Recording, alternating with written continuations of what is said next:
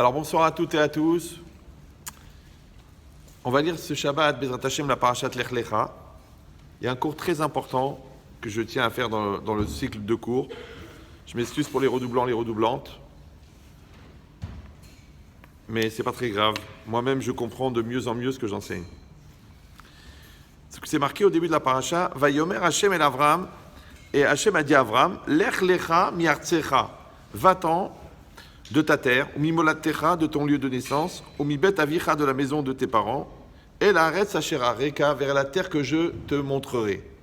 Bon, c'est le premier passage de la paracha, il est facile à comprendre. Maintenant, les commentaires, ils s'interrogent, pourquoi est-ce que le premier mot, c'est Vayomer? Pourquoi Belashon Amira? Des fois, c'est marqué Vaïdaber, Hachem, il a parlé, et Vayomer, il a parlé. Les deux veulent dire il a parlé. Pourquoi ce langage? Alors, il dit le Balatorim. Patar Ba'amira, il a commencé par un langage de Amira.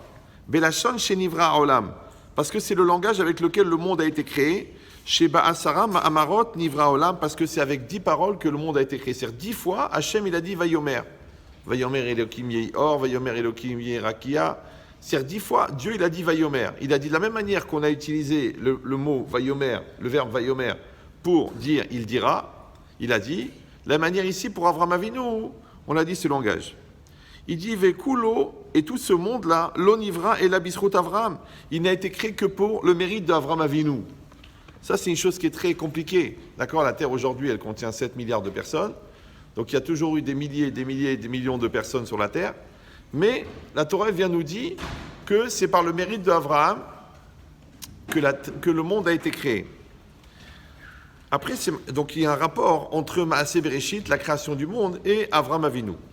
Après, c'est marqué Ele toldot hashamaim va'aretz, un pasuk dans Bereshit. Voici donc les générations du ciel et de la terre. Be'ibarham, lorsqu'il les a créés, Beyom asot Hashem Elokim, le jour où Hashem a fait Erez Veshamaim, la terre et les cieux. Ils disent les Chachamim, c'est Be'ibarham, Boré c'est le verbe créer, d'accord? Be'ibarham c'est lorsqu'il les a créés. Maintenant ça s'écrit Bet He, Bet Resh Aleph Mem. Donc ça s'écrit avec un E. La Gemara elle dit Al tikre Be'ibarham et la Be'avraham. D'accord? Ne dit pas Be'ibarham. Donc en fait les Chachamim ils ne se sont pas gênés. Le E qui est écrit dans la Torah ils l'ont remplacé par un Aleph. Et le Ibarham, il est devenu Avraham. Ok. Donc là aussi, ça confirme que Avraham Avinu, il justifie la création du monde. Donc c'est quelque chose de compliqué. Troisièmement, c'est marqué dans Pirkei Avot, au Perek E, Mishnah Gimel, Asara Nisyonot Nitnase Avraham Avinu. Avraham, il a été mis à l'épreuve 10 fois. Alav Shalom. Avraham Avinu, Alav Shalom. Ve'amad Bekulam, il s'est tenu dans tous. Il dit le Odia, Kama Chibato chez Avram Avinu, c'est pour montrer comment Avram était chéri par Akadosh Baruch Hu.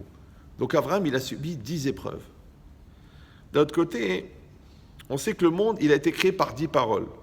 Donc on a dit, il y a un parallèle entre Avraham et la création du monde, Ibarham. D'un autre côté, ici, le langage qu'on a dit, Vayomer, Hashem et Avraham, un langage de Amira, il dit le Balatorim. Pourquoi? Parce que c'est le même langage que pour la création du monde. Et qu'il y a eu 10 paroles pour créer le monde, et il y a eu 10 épreuves pour que Avraham Avinu devienne Avraham Avinu. Comment ça fonctionne, ce parallèle entre Avraham et la création?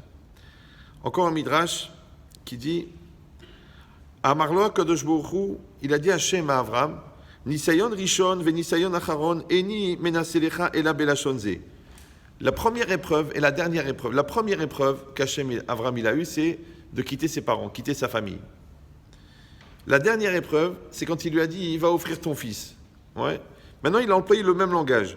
Dans la première épreuve, celle-là, c'est marqué Vayomer Hashem el Avram Lech Lecha, va-t'en. Et dans la dernière épreuve, c'est marqué Lech Lecha miartsecha, non, c'est ici.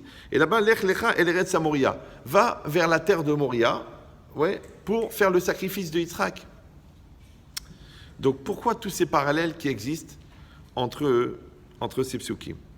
Alors en vérité, il faut comprendre une chose très très importante. Avraham Avinu, il fait partie des Avot. Les Avot, ce sont les patriarches, les pères d'Israël. Maintenant, on sait que tout ce qui va se passer avec Avraham, Yitzhak et Yaakov, ça va se passer avec tout le peuple d'Israël. Quand on dit Maaseh Avot Siman Lamanim, les actes des pères sont des signes pour les enfants. D'accord? Par exemple, Yaakov Avinu, il a été habité chez Lavan pendant 22 ans, et là-bas il a souffert, et malgré qu'il a souffert, il a réussi à garder les mitzvot. Alors on dit, c'est parce que plus tard, les Bnei Israël, ils vont avoir plus que 2000 ans de galout, d'accord, d'exil, et là-bas il faudra qu'ils tiennent les mitzvot.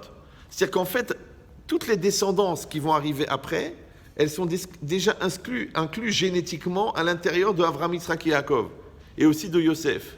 Donc en fait, les Avot, ils ont vécu, on va dire, 10% pour eux et 90% pour les générations à venir. Et il y a une logique là-dedans. Ouais.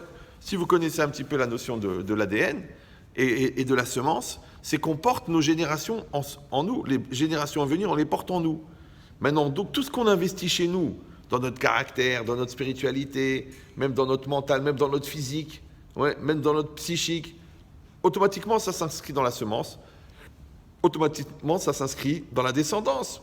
C'est sûr qu'il y a une tendance, je sais pas moi, dépressive dans la famille. Tu vois bien que la grand-mère, la mère, ouais, ou la fille, ouais. Si les parents étaient alcooliques ou drogués, bah, il y a une influence. D'accord ? S'il y a eu des très gros conflits, des gros nerfs dans le système, l'enfant, il est marqué. Donc ça veut dire quoi ? Ça s'inscrit dans la génétique. Donc de la même manière qu'on a un patrimoine génétique physique, d'accord ? Tu as les hanches de ta grand-mère ou le nez de ton grand-père. Il y a aussi un patrimoine génétique psychologique qui s'hérite génétiquement. Mais il y a aussi un patrimoine génétique spirituel. Ça s'appelle Zchut Avot. C'est que le fait que la grand-mère, elle a fait attention tellement, que ton grand-père, il connaissait toute la Torah, même si toi, tu es éloigné, eh ben, tu profites de ce mérite-là. Parce que ça s'hérite. Ça s'appelle un héritage. Ouais. Le contraire aussi. Bon, si c'est le gars, c'est le créateur du proxénétisme, bon, bah, ça va pas être facile de remonter parce que tu démarres de très très bas. Ouais. Donc il y a une logique là-dedans que pour le meilleur ou pour le moins bien, on est lié à notre passé. Donc Avraham Avinu, c'est le premier échelon des 3 Avot. Donc, lui, il est, on va dire, à la base de la création du peuple. Maintenant, le peuple, il a démarré avec la sortie d'Égypte, parce que le peuple d'Israël n'a existé qu'à partir du moment où ils sont sortis d'Égypte. Avant ça, c'était une famille qui sont devenus ensuite un groupe, et le groupe, il s'est multiplié en Égypte, ensuite, ils sont devenus un peuple. Ok, maintenant, c'est intéressant, que de la même manière qu'il y a une génétique à l'intérieur d'une personne, il y a une génétique aussi à l'intérieur d'un peuple. C'est facile à comprendre. Ouais. Donc maintenant, Avraham, il est en train de poser les bases de ce que va devenir plus tard tout le peuple d'Israël. Donc à l'intérieur, s'il y a des critères, des caractéristiques qui sont inscrites dans chacun d'entre nous, ouais, elles sont liées aux caractéristiques et au travail qui a été fait par Avraham. Donc Avraham, par exemple, qui a beaucoup travaillé sur le chesed, sur la bonté. Alors une des caractéristiques d'Israël, c'est Hasdanim, ils sont généreux. Ouais. Toi, tu dis, je suis généreux parce que je suis un gars gentil, parce que je suis... Non, il y a de la génétique aussi là-dedans. Comme il y a des gens qui sont foncièrement gratteurs ou orgueilleux ou cruels ou méchants, c'est aussi inscrit génétiquement. Maintenant, un, il doit lutter pour réussir à être gentil, et l'autre, il doit lutter pour ne pas se faire avoir, parce que comme il est gentil, tout le monde abuse de sa gentillesse. Mais en tout cas, chaque fois, il y a une lutte à avoir. Il dit cette logique-là, qu'on dit que le visage de Avraham Avinu, il est dans le ciel. On ne parle pas de la même notion qu'à propos de Yaakov Avinu, où c'est marqué que son visage, il est gravé sur le trône céleste. Ouais. On dit que le visage d'Avraham Avinu, il est dans le ciel. Mais le visage d'Avraham qui est dans le ciel, c'est le Avraham en devenir, de ce qu'il peut devenir. Ouais. Quand il est venu au monde, Avraham Avinu, et le travail qu'il a fait, c'est ce qui lui a permis de devenir ce Avraham-là qui est dans le ciel. Un peu comme si on disait génétiquement, un jour on va pouvoir mesurer qu'un bébé à la naissance, d'après certains calculs, d'après son ADN, il va faire 1m86 et en moyenne 95 kg. Comment tu peux savoir ? Maintenant, il fait 52 cm et il pèse 3,8 kg. Oui, mais c'est génétique. Ça veut dire quoi ? Ça veut dire que son enveloppe potentielle, elle existe déjà, mais elle n'est pas encore réalisée. Mais elle est là.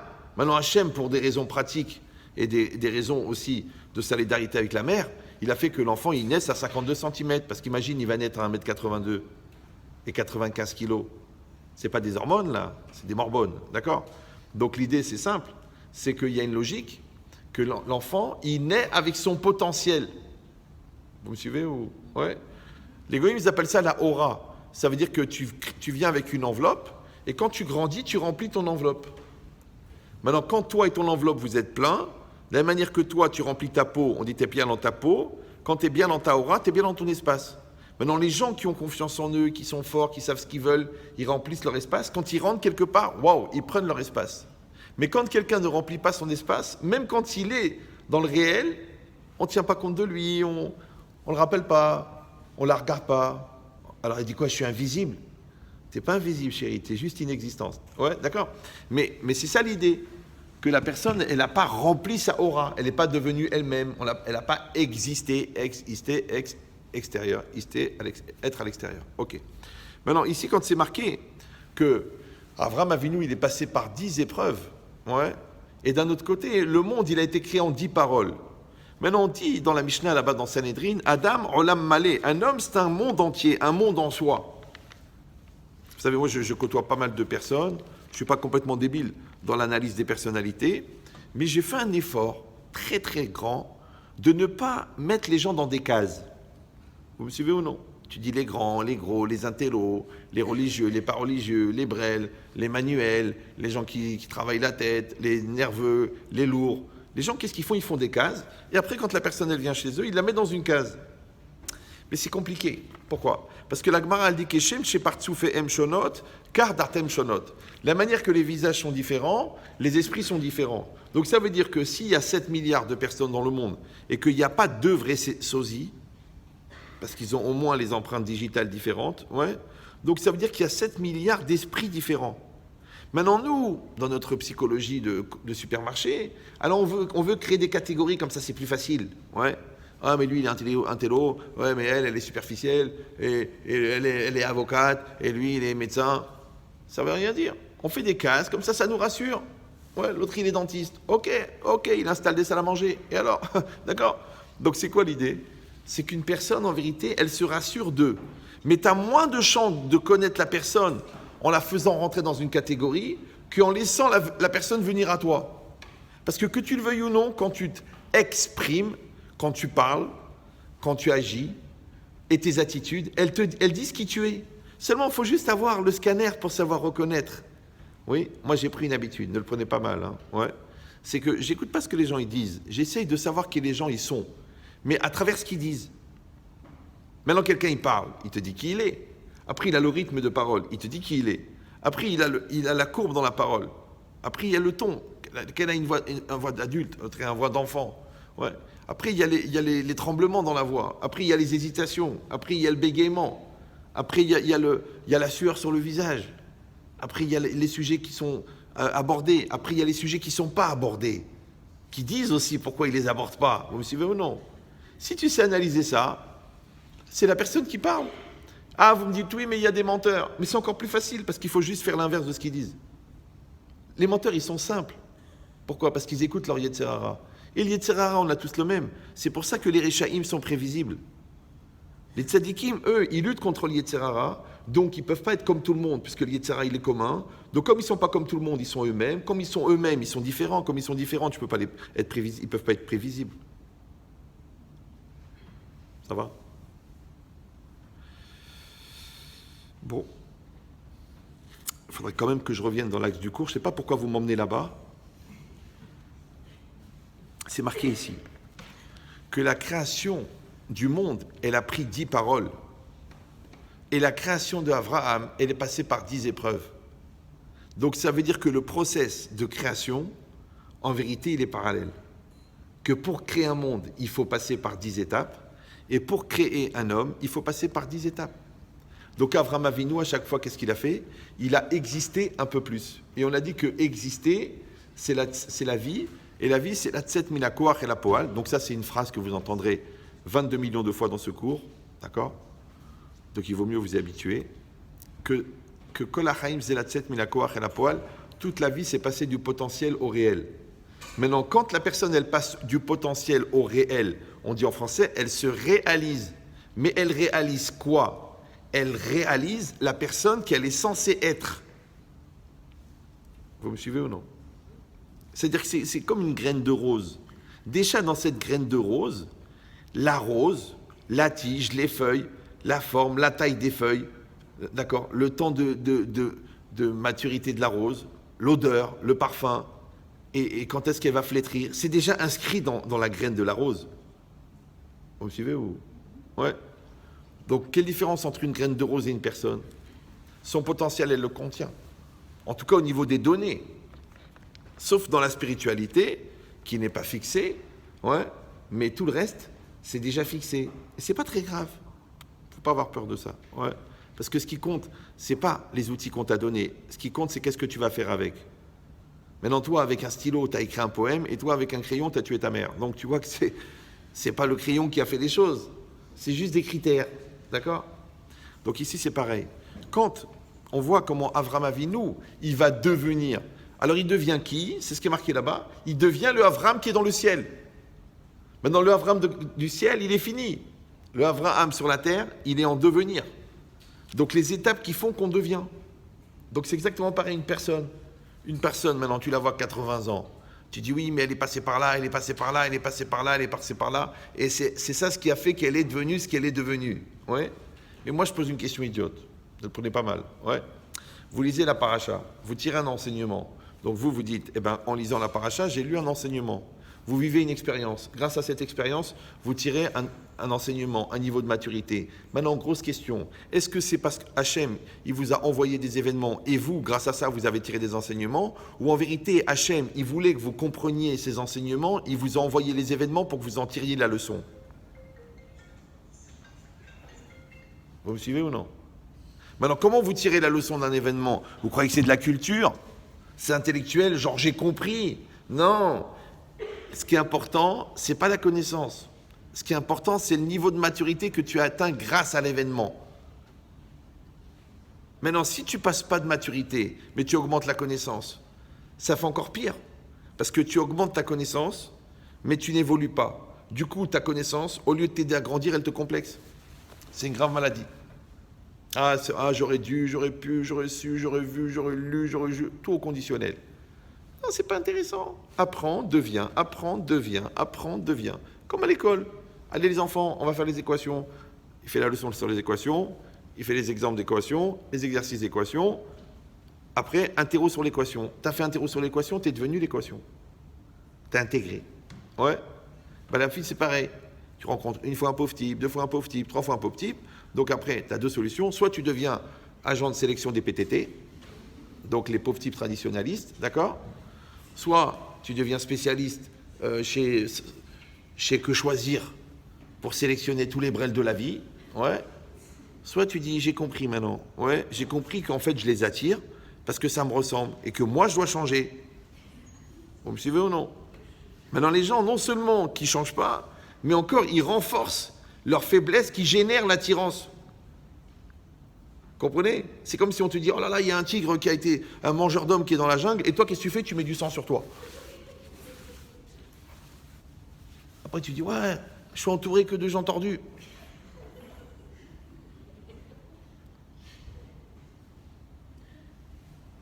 Parce que c'est ça le problème.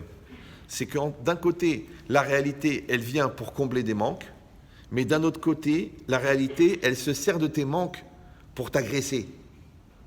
Donc on ne peut pas grandir sans manque, ouais, mais on ne peut pas souffrir sans manque. C'est pour ça que grandir et souffrir, ça rime. Maintenant, pour grandir, il faut accepter de souffrir. Tu dis, mais est-ce qu'on est obligé de souffrir? Non, tu souffres quand tu refuses de grandir. Mais quand tu acceptes de grandir, ouais, il n'y a plus de souffrance. Vous êtes déjà rentré dans une salle de torture ou non? Jamais? Une salle de torture? Non? Non plus? Les garçons non plus? Non plus? Si, une salle de torture, c'est une salle de musculation. Tu rentres, il y a des mecs allongés, avec 160 kilos en développé couché. Le mec, il a des pectoraux Sacom, c'est une marque, ouais. Et il crie. Ah! Ah! Ah!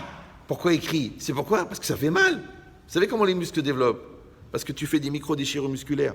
Donc toi, t'en fais une en courant, tu restes une semaine à boiter. Lui, il va exprès dans une salle pour se déchirer les muscles. Il est fou. Ouais. Non, il kiffe, il est content. Toi, tu lui dis, mais arrêtez de faire souffrir. Et tu dis au gars, allez, à vous, ils vont arrêter de te torturer. Mais non, il est venu de son plein gré. Il paye même un abonnement. Il est fou. Il paye un abonnement pour souffrir.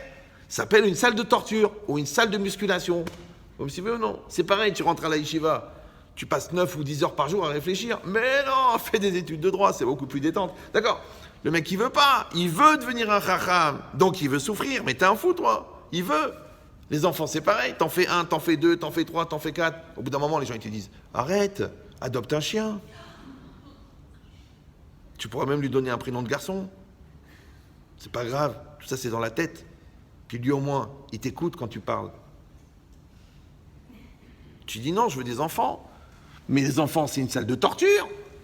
Premièrement, parce qu'ils t'obligent à devenir adulte, ce qui est quand même la plus grande fuite de chacun des adultes. Et tu ne peux pas te faire l'enfant devant un adulte. Tu peux faire l'enfant devant ton conjoint, parce que tu lui dis non, l'autre, il ne comprend pas. Mais tu ne peux pas faire l'enfant devant un enfant, parce que ça fait un gagne. Donc l'enfant, il te regarde, il te dit, papa, t'es un gamin. Mais comme il a 8 ans, tu te sens mal. Vous comprenez ou non? Maman, t'es une gamine. Tu te prends la tête parce que tu t'es cassé un ongle, alors que tu as 3 enfants anorexiques. Mais dis-moi, tu peux rentrer dans la réalité, maman? Moi, j'ai vu des fois des enfants, ils m'appellent. Ils me disent, Rabben Chetrit, j'en ai marre de faire le tampon entre mon père et ma mère. Parce que ma mère, elle est très fragile, et mon père, il est très dur. Il rentre, il la fracasse, il la détruit, et c'est son Yetzara de lui faire mal. Et elle a une bouche de feu, elle le pique, elle l'insulte, elle le fracasse, et lui, il la détruit. Ouais. Alors, et moi, c'est moi qui calme mon père, qui calme ma mère, et ben, je suis fatigué. Je dis, excuse-moi, quel âge t'as? Il m'a dit, j'ai 12 ans. Vous allez dire, mais c'est bon, il est mature. Mais non, tu lui as bouffé sa jeunesse. Parce que quand un enfant, tu l'obliges à être adulte à l'âge où il devrait être enfant, le jour où ça va être le temps d'être adulte, tu sais ce qu'il va dire? Je vais faire l'enfant maintenant. Après, tu dis, mais tu es immature, c'est pas comme ça qu'il faut se conduire. Et tu sais, j'ai payé cher avec mes parents. Ouais. Donc on ne peut pas rester adulte, on ne peut pas rester enfant sur le crédit de ses enfants. On est obligé de devenir adulte. Donc un enfant, ça t'oblige à devenir adulte. Maintenant, c'est quoi un enfant? Un enfant, c'est un devenir. Et toi, t'es censé être. Maintenant, toi-même, tu es aussi en devenir. Vous savez qu'un homme de 44 ans, c'est un enfant de 45 ans. Vous comprenez ça? Parce que l'année prochaine, il aura 45 ans. Donc quand est-ce qu'il est en train de devenir cet homme de 45 ans? Pendant sa 44e année. Vous allez dire, bon, franchement, c'est un peu évident, c'est un peu la palisse. Tu veux que je t'en présente, moi, des gens de 45 ans qui ont 14 ans? Alors quand est-ce qu'ils sont devenus des gens de 44 ans, et de 43 ans, et de 42 ans, et même de 19 ans? Allez, je te fais une fleur. Jamais. Pourquoi? Parce qu'ils ont arrêté la machine à évoluer. Ils ont fait arrêt sur image, ils ont marqué, ils ont appuyé sur... comment ça s'appelle? Pause, et ils ont jeté la télécommande par la fenêtre. Et ils sont là, Stolbo, depuis 21 ans. Tu dis, mais vas-y, bouge. Bah vas-y, prends-toi en main. Garde le magasin, vends le magasin.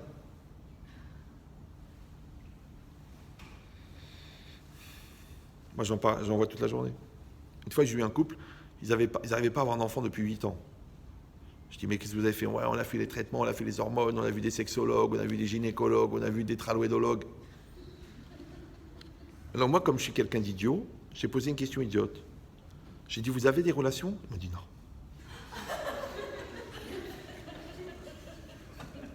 La question la plus débile du monde.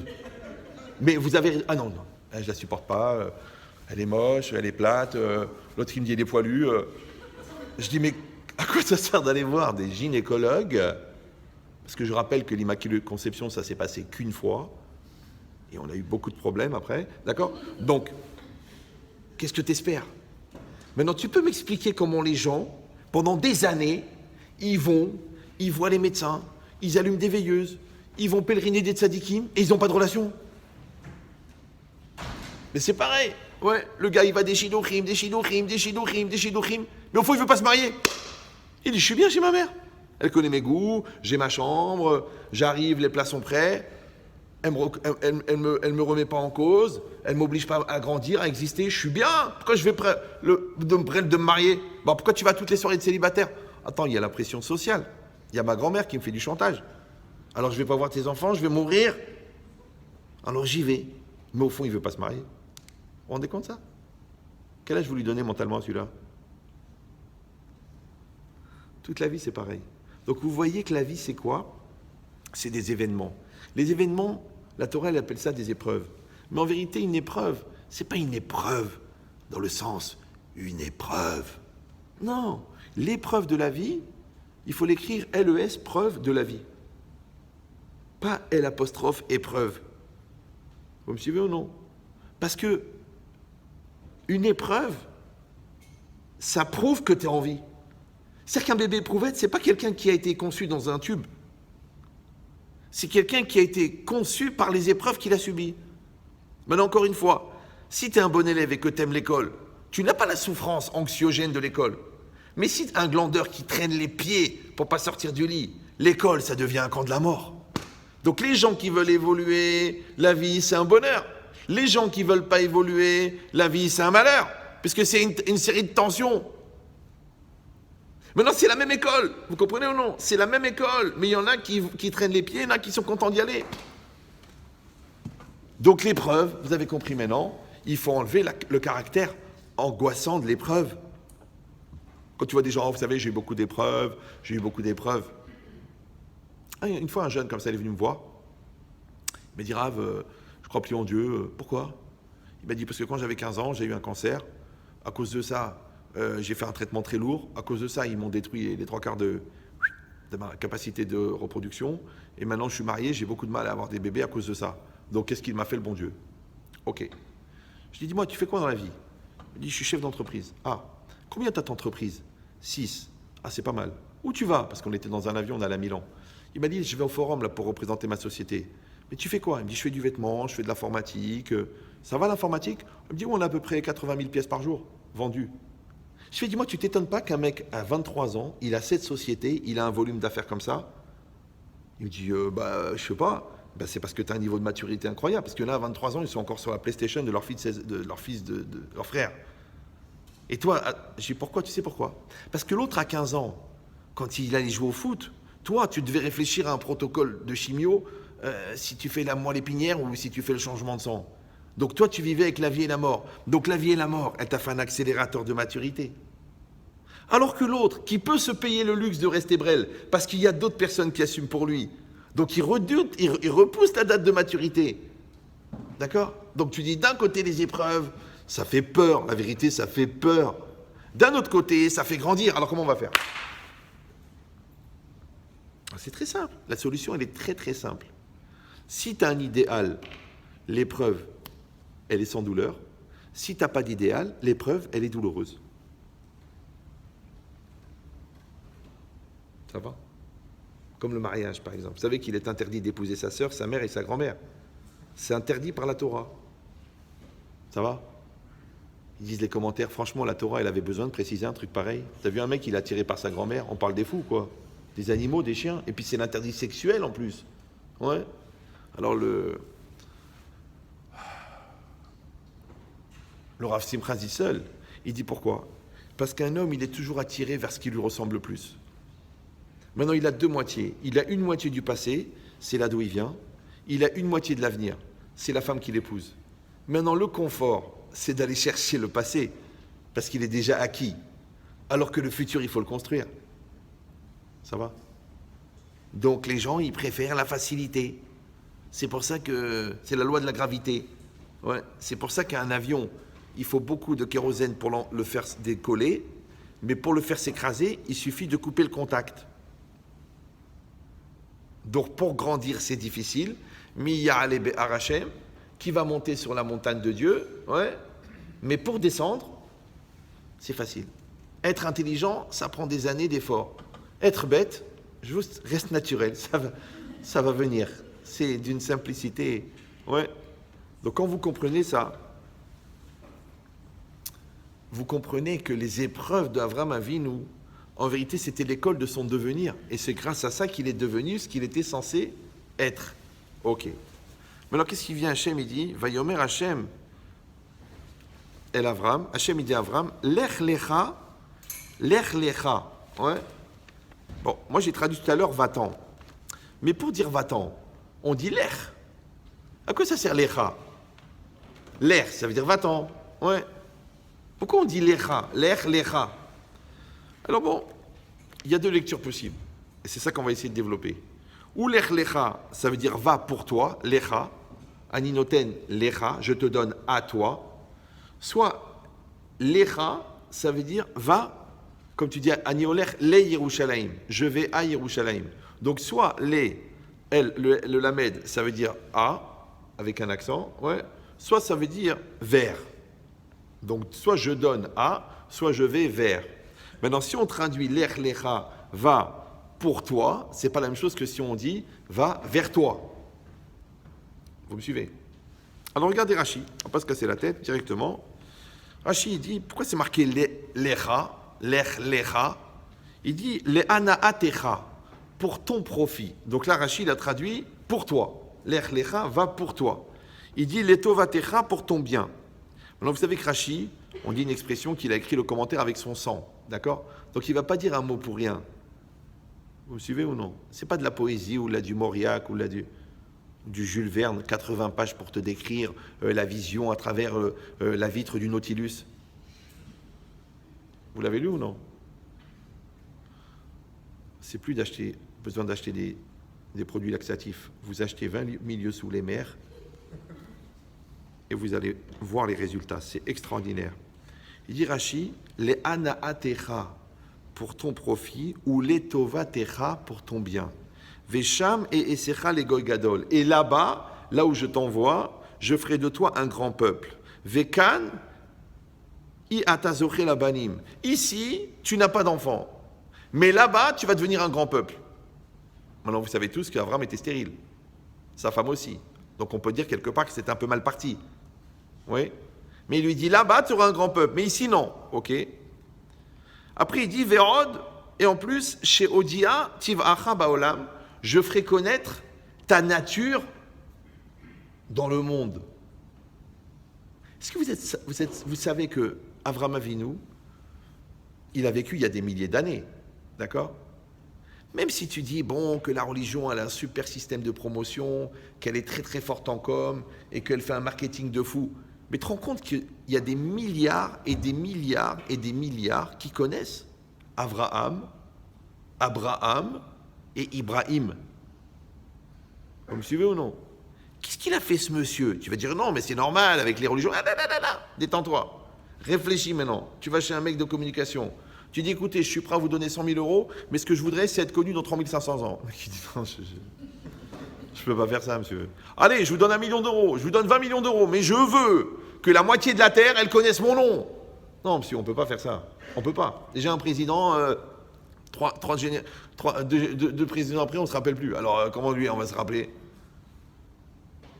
Alors, venez, on va essayer de lire ce Rashi, mais avec un peu plus d'attention. Quand c'est marqué « Lech lecha », il a dit « Va pour toi »,« Les anaatecha » pour ton profit, « Les tovatecha » pour ton bien. On a déjà expliqué 1 million de fois que « tov », dans le langage des chachamim, ça ne veut pas dire « bien ». Ouais, parce qu'on dit « boker tov »,« mazal tov ». Non, tov, ça veut dire « complet ». Dans le langage de la Torah, d'accord? Donc quand on dit les tovatecha, il ne faut pas traduire pour ton bien, il faut traduire pour te compléter. C'est-à-dire que la réalité, elle est là pour nous compléter si on est capable de tirer les enseignements de la réalité. Moi je donne toujours cet exemple. En fait, on est tous milliardaires en dollars. Si quelqu'un, je lui donne 1 milliard de dollars, il a combien? 1 milliard. Si quelqu'un, je donne 1 milliard de billets de 1 dollar, il a combien? Je vais peut-être baisser le niveau. Donc je répète, si je donne 1 milliard de billets de 1 dollar à quelqu'un, il a 1 milliard. Attention. Si je donne 1 milliard de moitié de billets de 1 dollar, il a combien? Donc il y en a qui ont dit 500 000. Non, parce qu'à moitié de dollar, ça vaut 0. C'est du papier. Tu ne peux même pas te moucher, il est trop sale. D'accord? Donc celui qui a 1 milliard de moitié de 1 dollar, il n'a rien.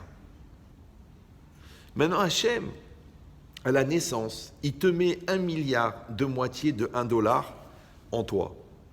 L'autre moitié, donc toutes les moitiés de billets, tu les reçois au fur et à mesure de ta vie. Tu as des parents gentils, ça coûte 100 000 dollars. Ouais. Tu réussis à trouver un taxi à 4 heures du matin, à la Courneuve, 20 dollars. Tu as ton bac du premier coup, alors qu'en vérité, tu es nul, 600 dollars. Tu trouves la femme de ta vie, 1 million de dollars. Donc, tous ces cadeaux que le bon Dieu il t'envoie, ouais, ils viennent pour te compléter ta richesse. Ça va? Ok. Maintenant, on a dit Tov, ça veut dire complet. Pourquoi ça veut dire complet? Parce qu'on vient au monde incomplet. L'Erola, Madame Chasser. Un homme est toujours incomplet. C'est pour ça que c'est marqué Asher Baré Elohim, la Hasot. Hachem, il a créé le monde pour faire. Pour faire quoi? Pour faire le monde, pour faire toi. Donc toi, en vérité, tu nais incomplet et tu te complètes. D'ailleurs, tous les problèmes qu'on a dans la vie, ils viennent du fait qu'on est incomplet. Quand on n'est pas complet, on n'a pas la joie, puisque la joie, c'est la satisfaction d'être. Donc celui qui n'est pas, il n'est pas joyeux. Le fait de ne pas exister, ça fait qu'on n'a pas la résonance de l'existence qui s'appelle la confiance en soi, donc on n'a pas confiance en soi.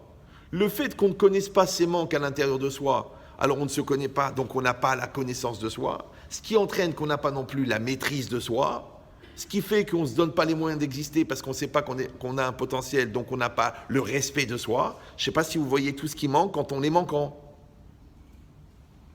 Donc le contraire, on va devenir complet.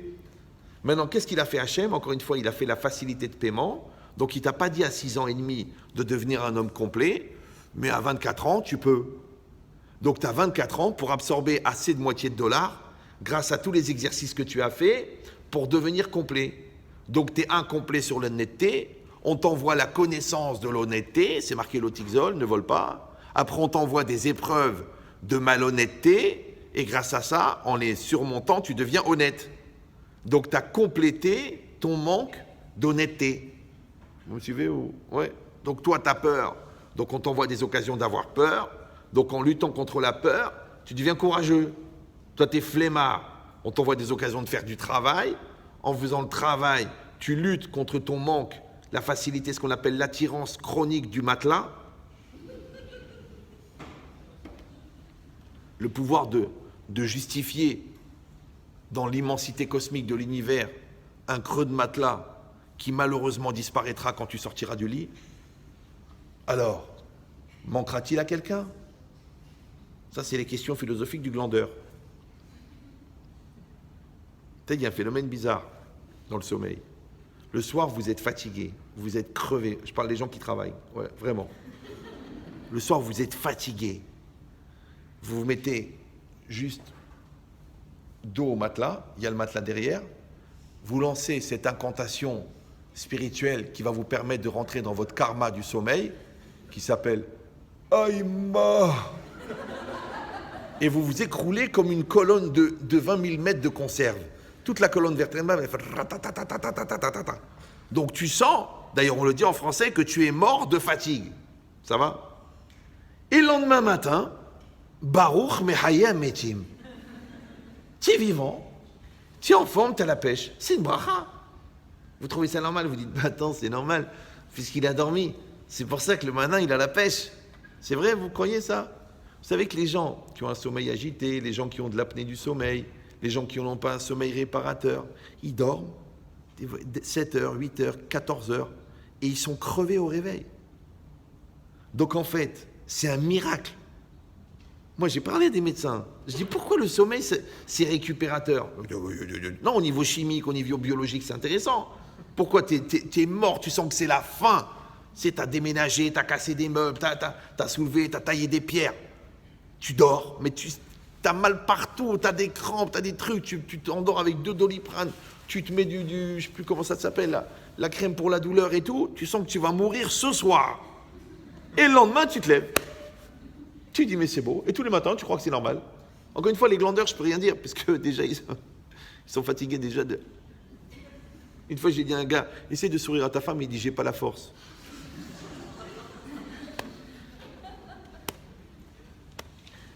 Je ne savais même pas quoi dire. Je dis, tu sais, si vraiment tu recherches le repos, il est toujours temps de mourir. C'est vrai, tu vas au cimetière, il s'y repose, il s'y repose, il s'y repose. Donc le mec qui travaille au cimetière, il s'énerve, il dit quoi, il n'y a que moi qui bosse ici ou quoi? Il y a des gens, de travailler, ça leur donne envie de mourir. De voir les autres travailler, ça les complexe. Donc ils créent des clubs de glandeurs et ils essayent de tuer le temps. Au lieu de donner de la vie au temps, ils tuent le temps. Maintenant, si tu es un gars malin, tu sais que Zman, en hébreu, ça veut dire le temps, et mezouman, ça veut dire préparer pour. En fait, chaque journée, chaque heure, chaque seconde, ouais, elle est mezouménette. Elle est prête pour être le réceptacle d'un résultat que tu obtiendras. Vous me suivez ou non? Comme moi je viens, je fais cours. Je peux faire un cours nul. Je peux parler tout seul. Voilà, ce cours, il a au moins 30 ans. Pourquoi je vais me mettre de l'énergie? Parce que quand le bon Dieu, il va me dire, qu'est-ce que tu as fait avec cette soirée-là du 12 octobre? Ah ben j'ai dit, j'ai fait comme d'habitude, j'ai fait un cours. Non, il faut que tu meurs pour ce cours. Vous me suivez ou non? Après, tu fais une prière, tu meurs dans cette prière. Après, tu t'occupes de tes enfants, tu meurs. Après, tu supportes ton mari. Bon, là, tu meurs. D'accord? Tu dis, mais c'est vachement mortel comme situation. Non, mourir, ça veut dire donner le meilleur de toi-même. Toute la vie que tu as, tu la donnes maintenant. Après, tu la redonnes après. Après, tu la redonnes après. Ça s'appelle vivre à 100%. Maintenant, quand tu fais ça, tu as optimisé le temps qu'on t'a donné. C'est pour ça que c'est marqué Avraham Baba Yamim. Avraham, il était avancé dans les jours. Ils disent les commentaires, non, Baba Yamim, il est venu avec ses jours. Il a dit, voilà ce que j'ai fait ce jour-là. Voilà ce que j'ai fait ce jour-là. Toi, tu peux dire ce que tu as fait tous les jours? Tu dis, non, c'est la vérité. Non, il y a du transport, il y a des obligations spirituelles. Ça s'appelle Netflix. Tu es en plein milieu d'une série, Hazve Shalom, que tu vas rater un feuilleton. Il y a un gros match. Tu dis, je peux pas. Tu dis, enregistre-le. Tu dis, non, on ne peut pas vivre en différé.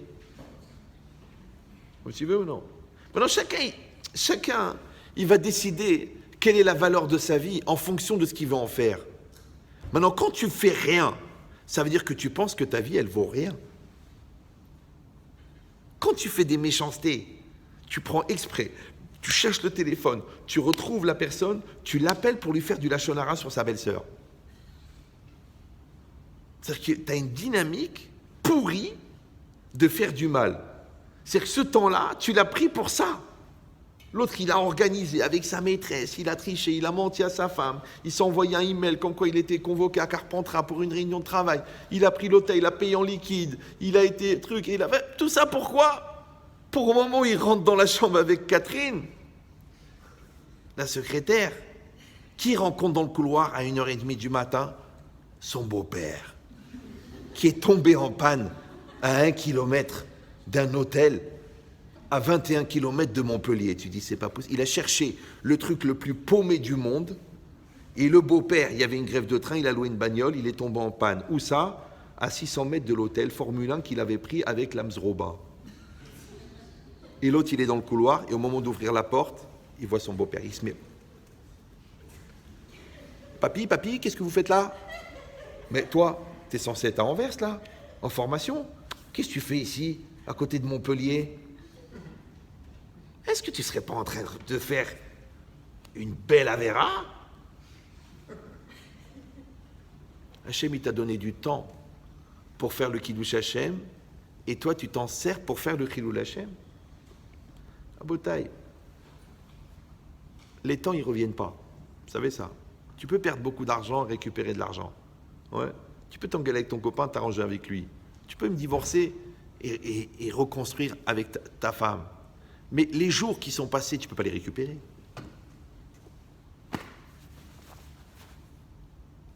Maintenant, pourquoi est-ce que quelqu'un il a le sentiment de perdre son temps? Parce que son temps, il a de la valeur. C'est pour ça que les gens immatures, les gens inconscients, les gens insoucieux n'ont pas le sentiment de perte de temps. Tu leur dis rendez-vous à 15h, c'est à 1h de chez lui, le mec il part de chez lui à 15h. Tu dis, mais comment t'espères être à 15h à 1h de chez toi, puisque tu pars de chez toi à 15h? Et quand tu l'appelles, qu'est-ce qu'il dit? Le pire gros mot de la terre. J'arrive. Non. N'arrive pas. Alors qu'est-ce que je fais? Meurs. Tu me dis 3h, tu viens à 3h. Tu me dis 9h, tu viens à 9h. Pourquoi? Parce que ton temps à toi, il sert à rien. Tu étais un Zera Levatala vivant. Mais il y a des gens qui utilisent leur temps. Vous suivez ou non? Qui optimisent leur temps. En un quart d'heure, tu peux sauver un couple. En 10 minutes, tu peux faire arrêter la drogue à quelqu'un. En 1 heure, tu peux sauver quelqu'un de la dépression. Et tu passes 1 heure à buller sur ton canapé, à regarder est-ce que tu pourrais voir pousser les ongles poussés. Myriam, je suis sûr que ça pousse. Ben, bien sûr que ça pousse, puisque le vendredi, tu les coupes. Mais si ça coupe, on devrait les voir pousser. Alors, eh ben, je regarde depuis 2 heures, je vois pas que ça pousse. Tu crois que ça pousse? Tu dis, ces deux-là, comment ça se fait qu'ils ont survécu au Covid? D'accord? Donc ça veut dire que c'est de la folie. Comprenez ou non? Rien, de chez rien, de chez rien, de chez rien, à la puissance Wallo. Après, les gens ils disent, mais vous comprenez, j'ai toujours en retard, et puis les choses, elles ne fonctionnent pas, et la maison, elle ne se vend pas, et la vie, elle n'avance pas, et ça ne bouge pas. Mais le bon Dieu, il aide les gens à ne pas perdre le temps quand ce sont des gens qui utilisent leur temps. Mais quand de toute façon, tu perds ton temps. Alors tu peux perdre ton temps ici, tu peux perdre ton temps là, tu perds ton temps. Maintenant, est-ce que vous savez que le temps à vivre, il est déjà fixé à la conception? Le nombre de respirations qu'on va avoir, c'est calculé déjà. Donc quand tu dis, oh tu sais, jusqu'à l'âge de 15 ans, j'ai pas su que j'existais. Après, entre 15 et 21, j'en ai beaucoup voulu à mes parents, j'ai fait une crise d'ado. À 21, je me suis marié avec une personne, mais à 22, j'ai pensé que c'était pas la bonne, mais je suis resté pour les enfants jusqu'à 62. À 62, j'ai fait un AVC. Pendant 14 ans, j'étais au lit en train de râler, faire la gueule et baver. Et grâce à Dieu, j'ai fait une rupture d'anévrisme. Dis-moi, il a vécu ce mec-là? Il n'a pas vécu. Vous comprenez ou non? Maintenant, ce n'est pas les événements, parce que vous êtes choqués par les mots, vous êtes tous en train de dire dans votre tête, Hazvé Shalom, Simsilenu, Lo'alenu, tout. Ouais. Mais en vérité, le problème, ce n'est pas les événements. Tu vois bien qu'il y a des handicapés qui font le tour du monde, et des mecs en bonne santé qui ont peur de prendre le métro.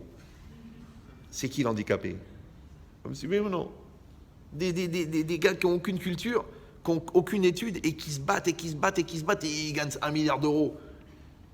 Et l'autre, il a fait HEC central et je sais pas quoi en même temps. Et à chaque fois, tu lui dis, bon, essaye de vendre quelque chose. Ah, tu sais, je suis dans un programme de confiance en moi parce que je fais une crise de cacophonie.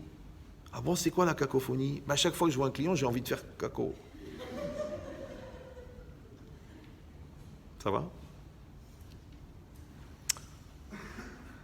Ici, c'est marqué. Les tovatecha, ça ne veut pas dire pour ton bien, ça veut dire pour te compléter. C'est-à-dire que chaque situation, tu dois regarder comment elle peut te faire grandir. Donc les mecs qui t'énervent, en vérité, c'est les gens qui te donnent l'opportunité de développer la patience. Les gens qui te demandent, c'est les gens qui te donnent l'opportunité de lutter contre ta radinerie. Vous me suivez ou non?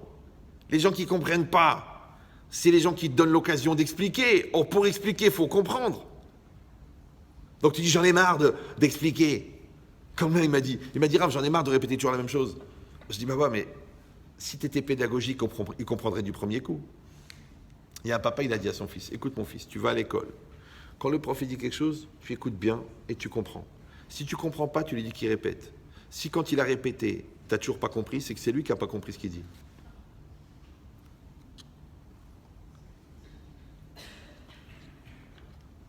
Pourquoi? Parce que l'enseignement, il ne peut pas être conçu clairement et s'il n'est pas exprimé clairement, ouais, et il ne peut pas être exprimé clairement s'il n'est pas compris totalement. Moi, je ne vais jamais enseigner un truc que je n'ai pas compris et mieux que je n'ai pas vécu. J'ai des livres de folie, moi, si vous voulez planer. Mais ce n'est pas la réalité. En tout cas, ce n'est pas la mienne. Donc, si je prends un copier-coller d'un truc que je ne vis pas et je vous le transmets, même si vous êtes impressionné, vous allez dire « Waouh, waouh !» Ça va faire un club de waouh. Moi, je vais dire waouh. Vous allez dire waouh. Et on va rester les mêmes. On créera même un chant de ralliement. Frère Jacques. Parce que c'est le chant des Brel. Jacques Brel.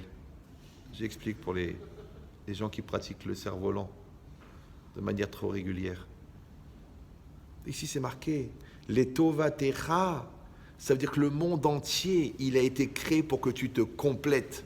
Maintenant, on ne peut pas se compléter autrement qu'en surmontant une situation. Maintenant, encore une fois, il n'y a pas de malaise. Puisque quand je veux grandir, j'aime l'école. Quand je veux grandir, j'aime l'occasion de grandir. Quand je veux grandir, j'aime le couple, j'aime la différence, j'aime la confrontation, j'aime l'échange, ça m'intéresse.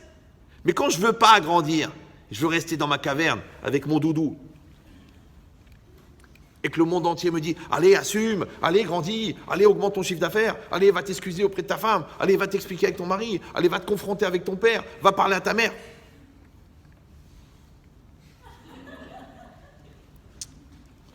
Moi, je reste ici, moi, dans la caverne. Je suis bien. Personne ne me parle. Maman, tu me fais un sandwich?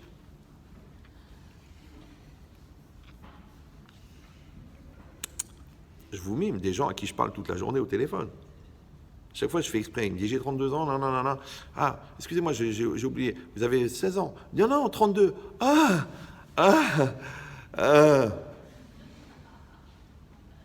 Sors de ta caverne. Ouais. Sors. Va grandir, va. Va dans la réalité. Va dans le travail. Va dans l'étude. Va à la synagogue. Bouge tes fesses. Allez, bouge. Qu'est-ce que tu fais, tu philosophes? Moi, tu comprends, je me lève pas parce que je suis pas bien. Je travaille pas parce que j'ai pas trouvé. Je suis pas marié parce que j'ai pas trouvé de chaussures à mon pied. Toi, tu as intellectualisé ton Yetzer Hara. C'est-à-dire que le seul truc qui est intelligent chez toi, c'est la bêtise. Mais c'est une bêtise légitimée. Voilà. Vous me suivez ou non? C'est comme les gens qui trompent leur femme, mais ils t'expliquent que c'est justement pour ne pas la tromper. Ah bon? Oui, parce que comme c'est une femme, Eshet Raïl, Tzadéket, réincarnation de Sarah Imenu, il y a certaines choses que je ne peux pas lui demander par pudeur, donc je vais chez une professionnelle pour la préserver. Tu sais quoi? Je lui ai dit, je suis tellement convaincu par ton argumentaire, j'appelle ta femme, on en parle à trois. Non. Elle est un peu fermée de ce côté-là. Tu m'étonnes. Vous comprenez ou non? C'est comme les gens, ils t'expliquent pourquoi ils sont obligés de voler, c'est la parnassa. Celui-là, il te dit, il ment pour le shalom. Mais toute la journée, lui. Même quand il n'y a pas de shalom, même quand il n'y a pas de mariage, il n'y a rien. Il ment quand même. Ouais. Non, il y a un moment, il faut arrêter de se foutre de sa gueule. Maintenant, quand tu te fous de toi, tu n'es pas dans la réalité. Puisque tu légitimises le fait que tu restes un gamin. Donc tu restes à l'intérieur. Le problème, c'est que la réalité, quand tu la vis, s'appelle l'existence. Le cadre d'expérimentation de l'existence s'appelle l'expérience. Et la résonance de l'existence dans l'expérience, la résonance, c'est la maturité. Donc moins tu assumes, moins tu grandis. Le problème, c'est que ton âge, il grandit. Ton corps, il grandit. Tes enfants, ils grandissent. Ta femme, elle évolue. La situation, elle bouge. Le magasin, il se détériore. Mais toi, tu grandis pas. Donc il va se trouver un espèce de distance entre la personne que tu es censé être, que tu serais devenu si tu avais passé les différentes classes. Comprenez bien que si vous interrogez un élève de terminale et que vous voyez qu'il a un niveau de CM2, ça veut dire deux choses. Premièrement, que son père est un gros donateur de l'école, parce que comment il a pu arriver en terminale alors qu'il mériterait d'être en phase terminale, ouais.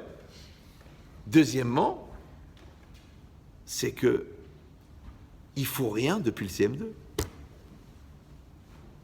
Maintenant, si quelqu'un qui fait rien depuis le CM2, vous comprenez qu'en terminale, il a un niveau de CM2. Donc si un couple, il travaille pas sur son couple depuis la 2e année de mariage, donc après 15 ans, il a le même niveau d'immaturité qu'à 2 ans de mariage. Ça, c'est un phénomène bizarre. Moi-même, dans mes études de zoologie, j'ai pas compris. Pourquoi les gens, moins ils sont religieux, plus ils croient au miracle? Comprenez ou non? Moins ils sont religieux, plus ils croient au miracle. Dans le Shalom Bayit, il n'y a pas de miracle. Il faut travailler. Ouais. Dans l'éducation des enfants, il n'y a pas de miracle. Tu dis non, je lui ai fait manger des mezuzot. Mais non, il faut l'éduquer. Dans les qualités personnelles, les midotes, la colère, la radinerie, la lourdeur, la bêtise, il faut travailler les midotes. Tu dis non, je dors dans le mikvé, j'ai mangé un talit de katan. Mais non, il faut travailler. Tu travailles. Maintenant, comment tu sais que tu travailles?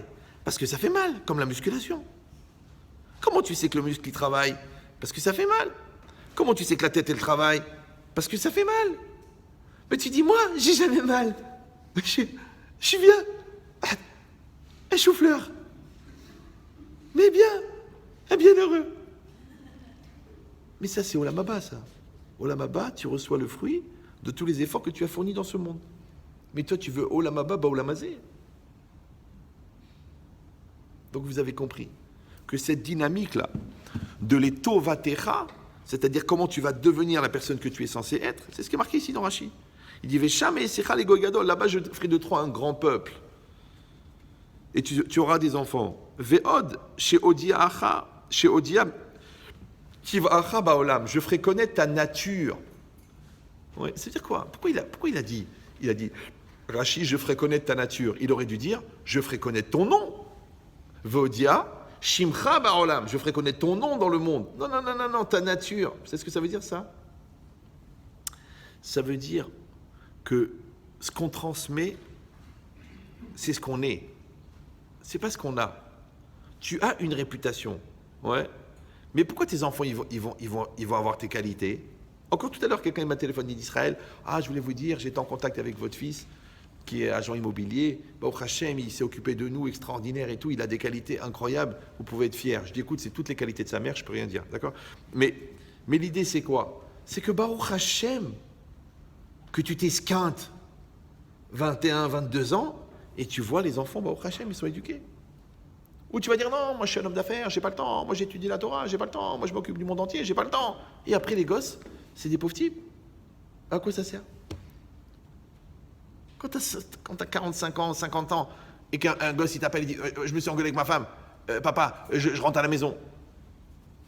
L'échec, c'est pas que tu dois l'aider, l'échec c'est qu'il compte sur toi.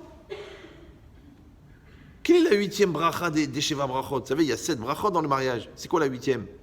Que les parents doivent faire aux mariés. Vous la connaissez pas? Débarrassek. Débrouille-toi.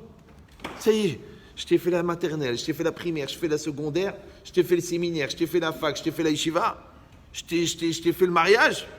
Débarrassek, baba. Débrouille-toi, c'est une bracha. Ça veut dire sois indépendant.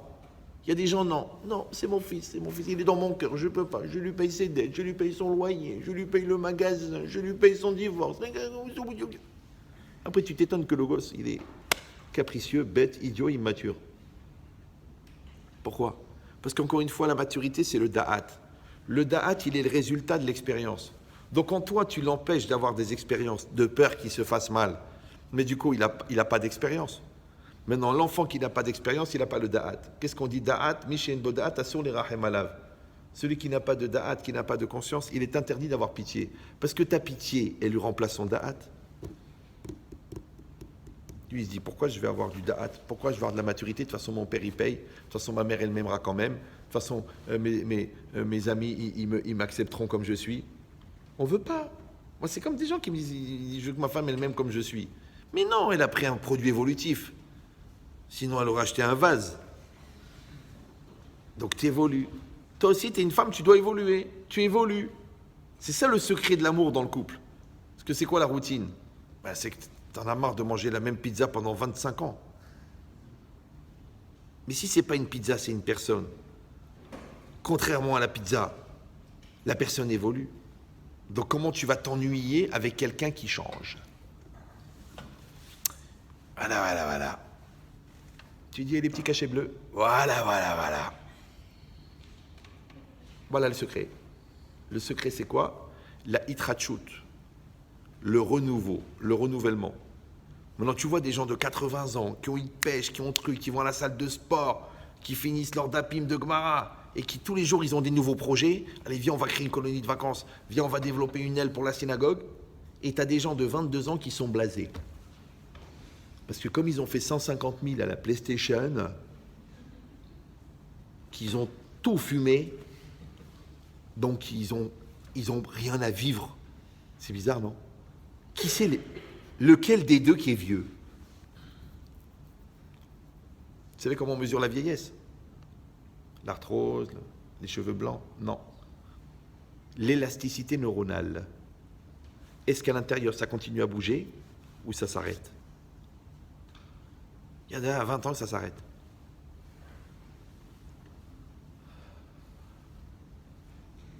Tu veux qu'on parle?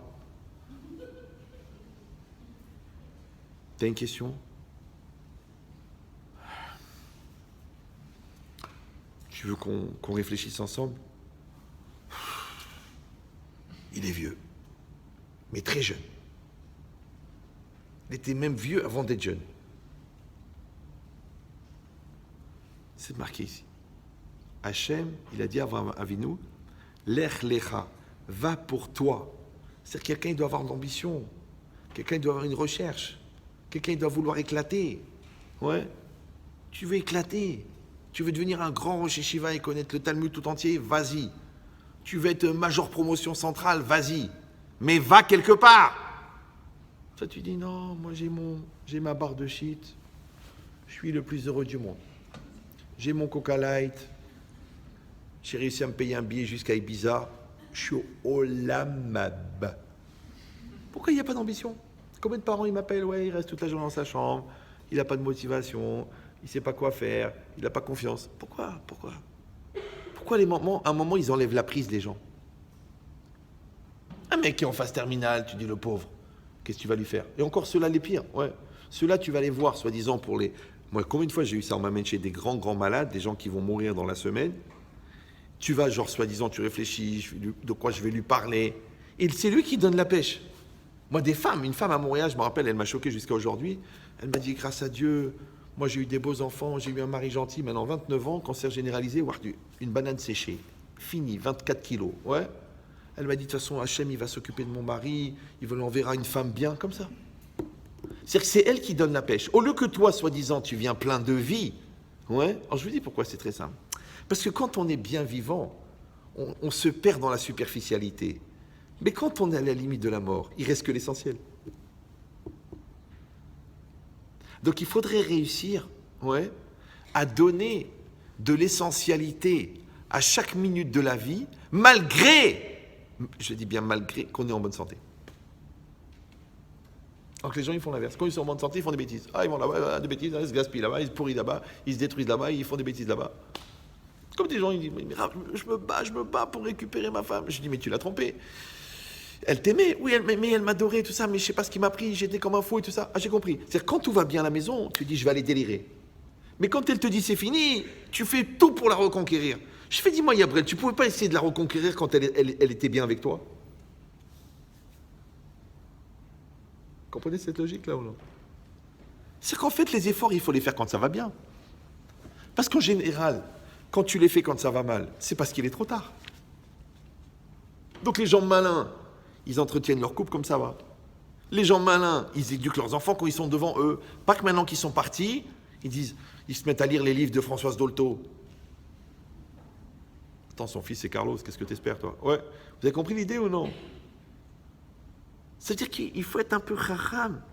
Maintenant, pourquoi on n'y arrive pas? Tu sais pourquoi? Parce que Zman, c'est Mezouman. Le Zman, le temps, c'est adapté à. Donc le Yetzerara, il veut pas que tu fasses des avérotes, ça c'est rien pour lui. Il veut que tu perdes ton temps. Comment il te fait perdre ton temps? Tu perds le sens de l'essentiel. Donc tu gaspilles ces moments, tu gaspilles cette année, tu gaspilles cette relation, tu gaspilles cette opportunité, et le temps il passe, et le temps il passe, et le temps il passe. Et après tu te réveilles, tu dis quoi déjà? C'est ce que c'est un bébé, vous avez déjà vu ça? Non? Non? Tu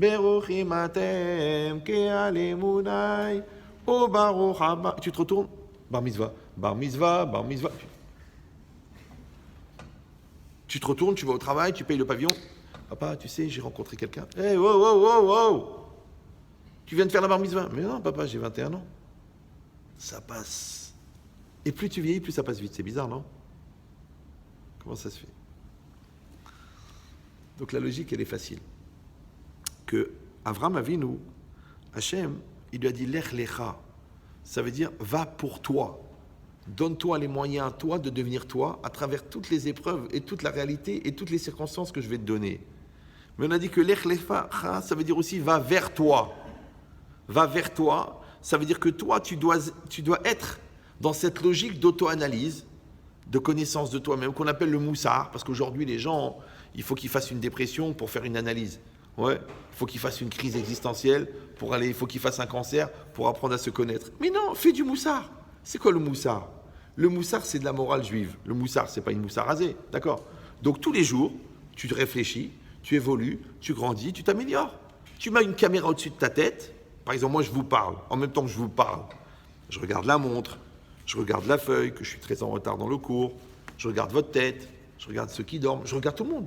Ouais, c'est normal, parce que je dois réfléchir. Si c'est bien, c'est pas bien, c'est comme ça qu'il faut faire. Est-ce que ce mot, il sert à quelque chose? Est-ce que cet exemple, il sert à rien? Est-ce que c'est pour jouer le match, jouer le ballon? Oui, c'est ça le moussard. C'est que le moussard, tu mets une caméra au-dessus de ta tête. Maintenant, quand tu le fais en temps réel, d'accord, tu peux pas te mettre en colère. Pourquoi? Parce que c'est quoi la colère? Ah, j'ai perdu la tête. Mais tu peux pas parce que tu as la tête. Ah, tu peux pas dire j'ai pas réfléchi. Mais non, parce que tu réfléchis. Tu peux pas dire j'avais la tête ailleurs, puisque la tête, elle était ici. Ouais, tu peux pas dire je me rendais pas compte de l'importance, puisque tu es en train tout le temps de chercher ce qui est important. Donc le moussard, c'est de laisser une caméra haute définition allumée au-dessus de ta tête qui te regarde à toi. Mais nous, on a la caméra haute définition branchée sur l'autre. Ah, on est tous les psychiatres de l'autre, nous. Ouais, tu sais, s'il parle comme ça, c'est parce que sa mère, elle lui a pas donné assez à manger. Et lui, eh ben, si tu sais, s'il manque de confiance. Pourquoi on est tellement fort dans la psychiatrie des autres et tellement nul dans la nôtre qu'on est obligé de payer des gens qui ne nous connaissent pas pour nous expliquer qui on est? Écoute, il y a un truc qui existe depuis longtemps. Hein. Ça s'appelle le miroir. Ça va? Un jour, si Dieu veut, tu vas arrêter de l'utiliser pour t'épiler et tu vas dire, c'est qui la fille derrière? C'est qui celle-là, là? C'est qu'elle-là qui cherche la vérité et qui ment? C'est qui ce mec-là qui cherche le shalom et qui arrête pas de faire le balagan? C'est qui celui-là qui veut la bracha dans le business et qui fait que des magouilles? C'est qui ce mec-là? C'est qui? Vous comprenez ou non? C'est-à-dire que tu vas apprendre à te connaître. Et à ce moment-là, peut-être, tu vas voir tes cohérences et tes incohérences. Puis après, tu vas essayer de voir où sont tes manques. Et puis après, tu vas les combler. Et tu verras que la vie, elle sera de plus en plus facile. Et c'est normal. Quand au début, on te donne les chanotes de Shabbat à faire. Alors tu dis, comment tu les fais? Ah, la tresse. Ah, tu fais ça, comme ça, tu pagailles, tu trucs, là, Ah, puis tu as oublié la levure. Du coup, vendredi soir, tu donnes un parpaing à ton mari. Tac. Et lui, il dit, ah, ça doit être bon. Il a peur de dire quelque chose. Ouais, parce qu'elle va se vexer pendant 8 ans. Et maintenant, au téléphone, tu fais les 8 et les tresses à 4, à 6, tac, tac, tac, tac, tac, en parlant avec ta belle-sœur, oui, comme ça, tac, tac. Eh, dis-moi, comment t'es passé de cette incompétence à ce niveau incroyable de sophistication? C'est pareil, au début, quand tu fais des ventes. Bonjour, alors, bonjour monsieur. Écoutez, je démarre.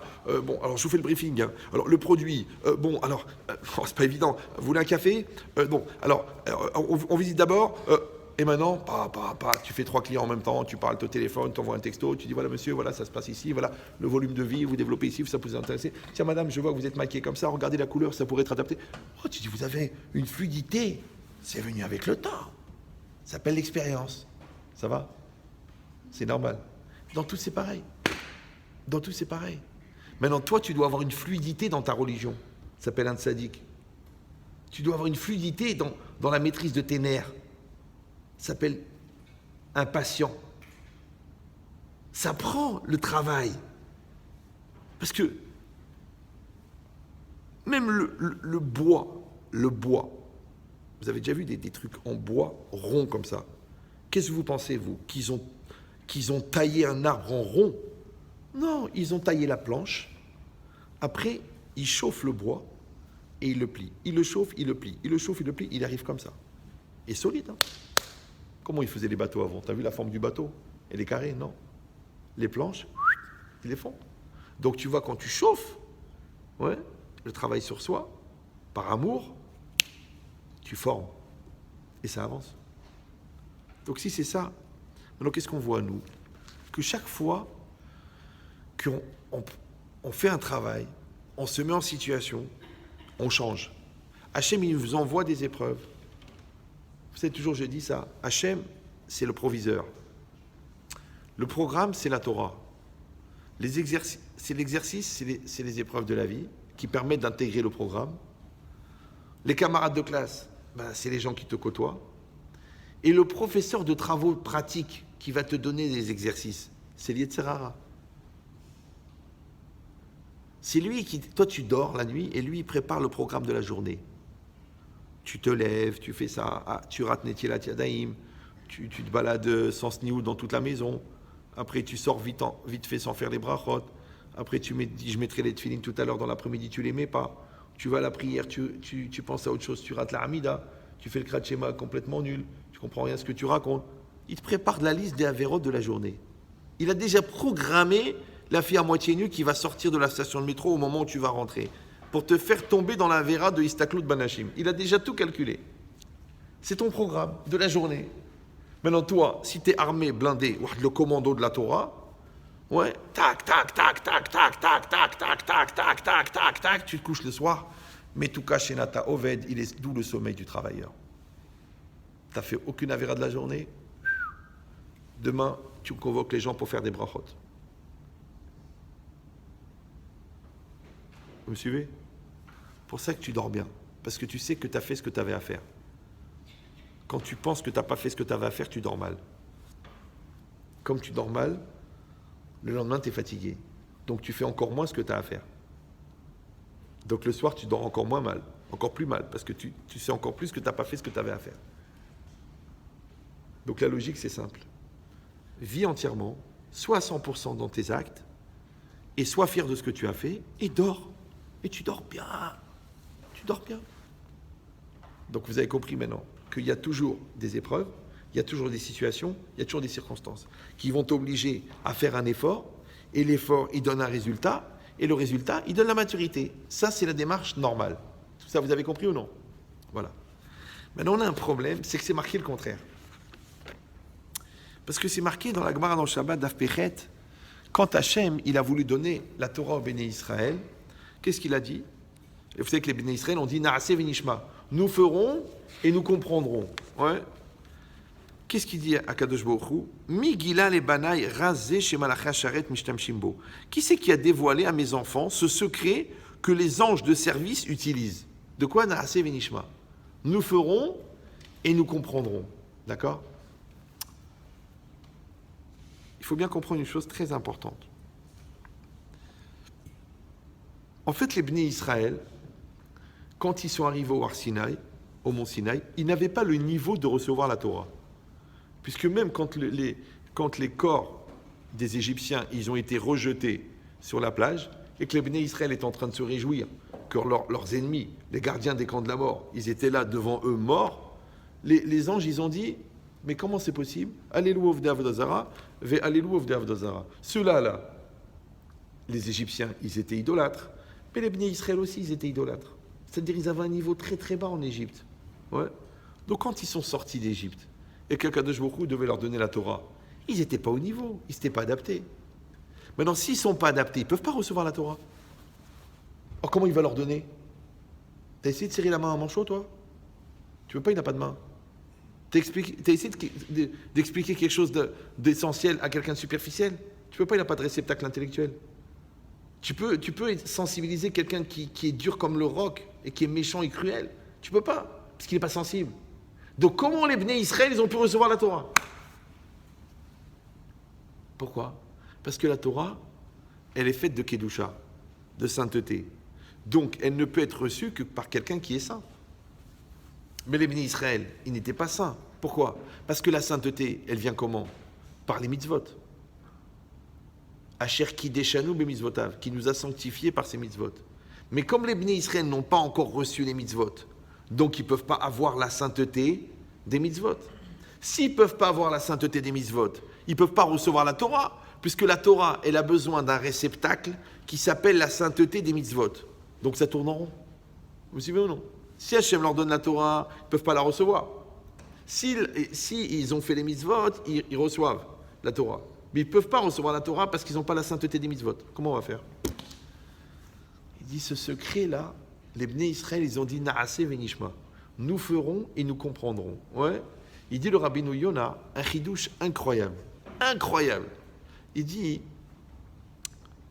quand ils ont dit Naase Venishma, nous ferons et nous comprendrons, Akadosh Baruch Hu, par leur engagement à faire, il leur a donné la sainteté de la mitzvah comme s'il l'avait fait. Vous allez dire, c'est pas possible. On a expliqué pendant 1 heure que le résultat, il est toujours le fruit d'un effort et qu'on ne peut pas avoir le résultat sans l'effort. Or, au moment où tu t'engages, tu n'as pas encore fait l'effort. Donc, comment tu peux avoir le résultat? Alors, écoutez bien ce que je vous dis. Le Rav Simcha Zissel, il pose la question. Il dit, pourquoi on met les téphilines? C'est marqué dans le Shulchan Aruch. Quand tu mets les téphilines, tu dois avoir la kavana que tu vas soumettre ton corps à Dieu, tes pulsions, tu vas soumettre ton esprit à Dieu, tu vas te rappeler que Hachem, il nous a sortis d'Égypte, et tu vas te rappeler des bontés d'Hachem jusqu'à aujourd'hui. Ça, c'est la kavana qu'il faut avoir au moment où on met les téphilines. D'accord?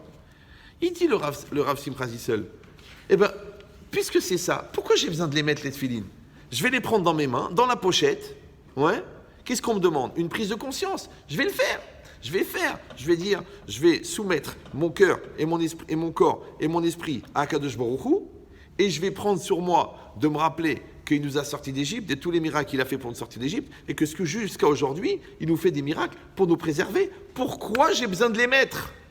Pourquoi c'est marqué dans la Torah où Kshartem otam leot al yadechem ve'ayu letotafot ben einechem? À quoi ça sert de les mettre?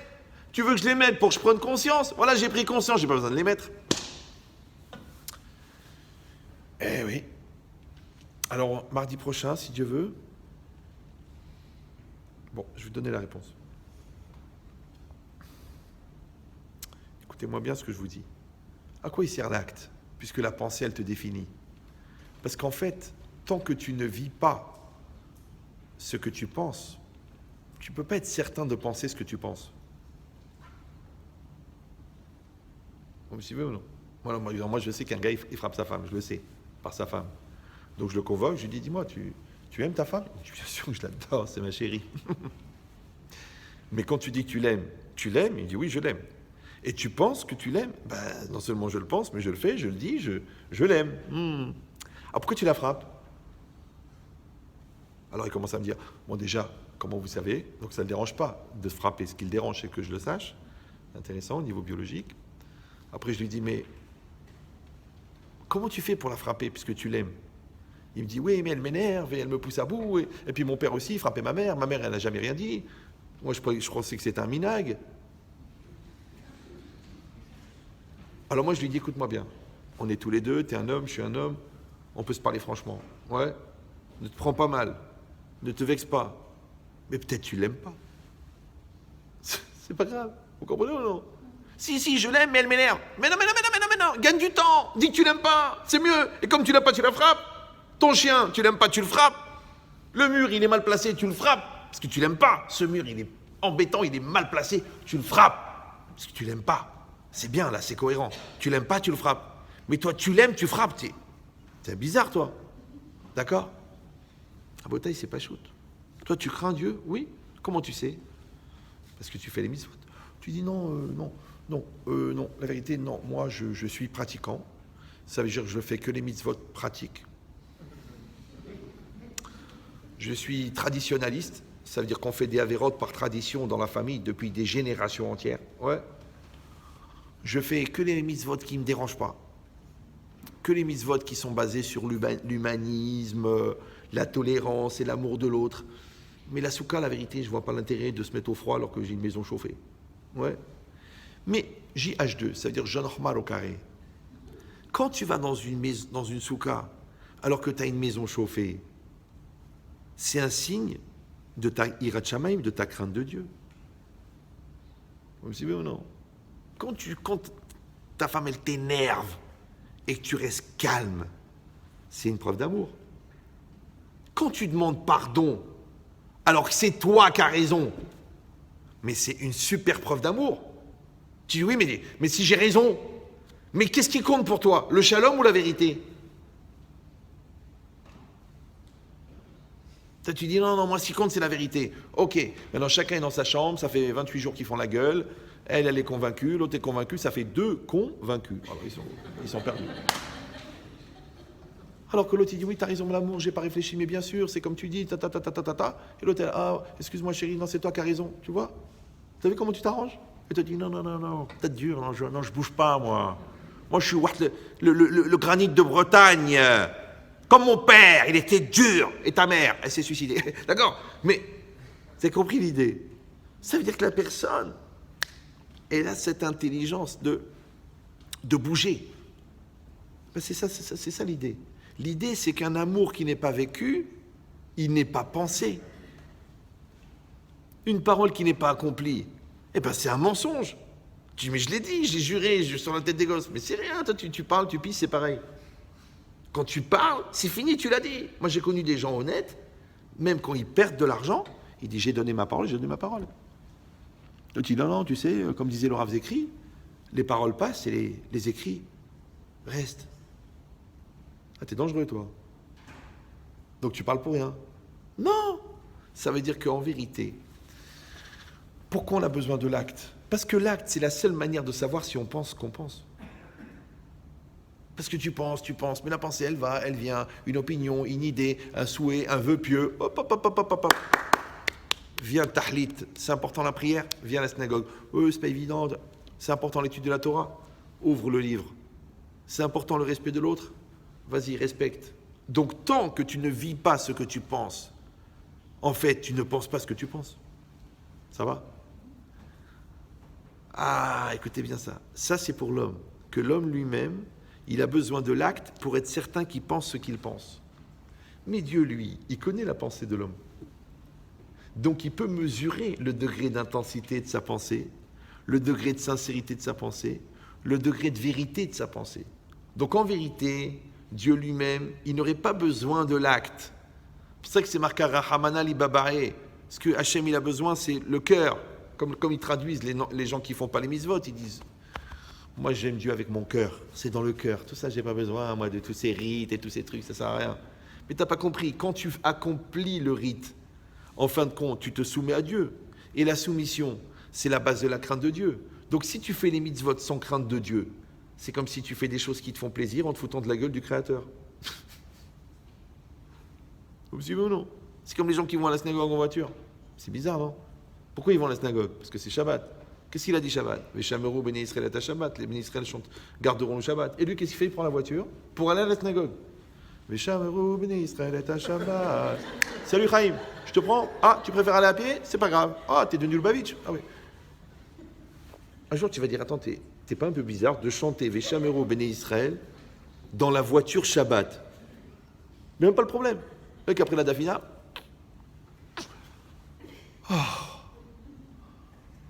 après la DAF, c'est la meilleure. La meilleure, c'est après la DAF.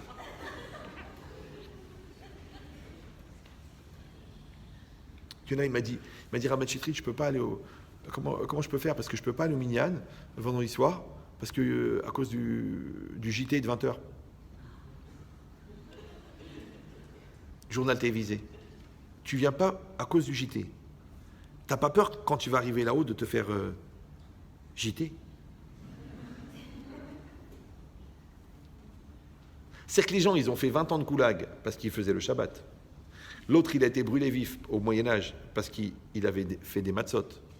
Celui-là, on lui a coupé la tête parce qu'il étudiait la Torah.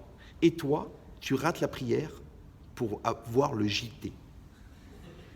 Genre, le Hazan, poivre d'Arvor ou de la housse.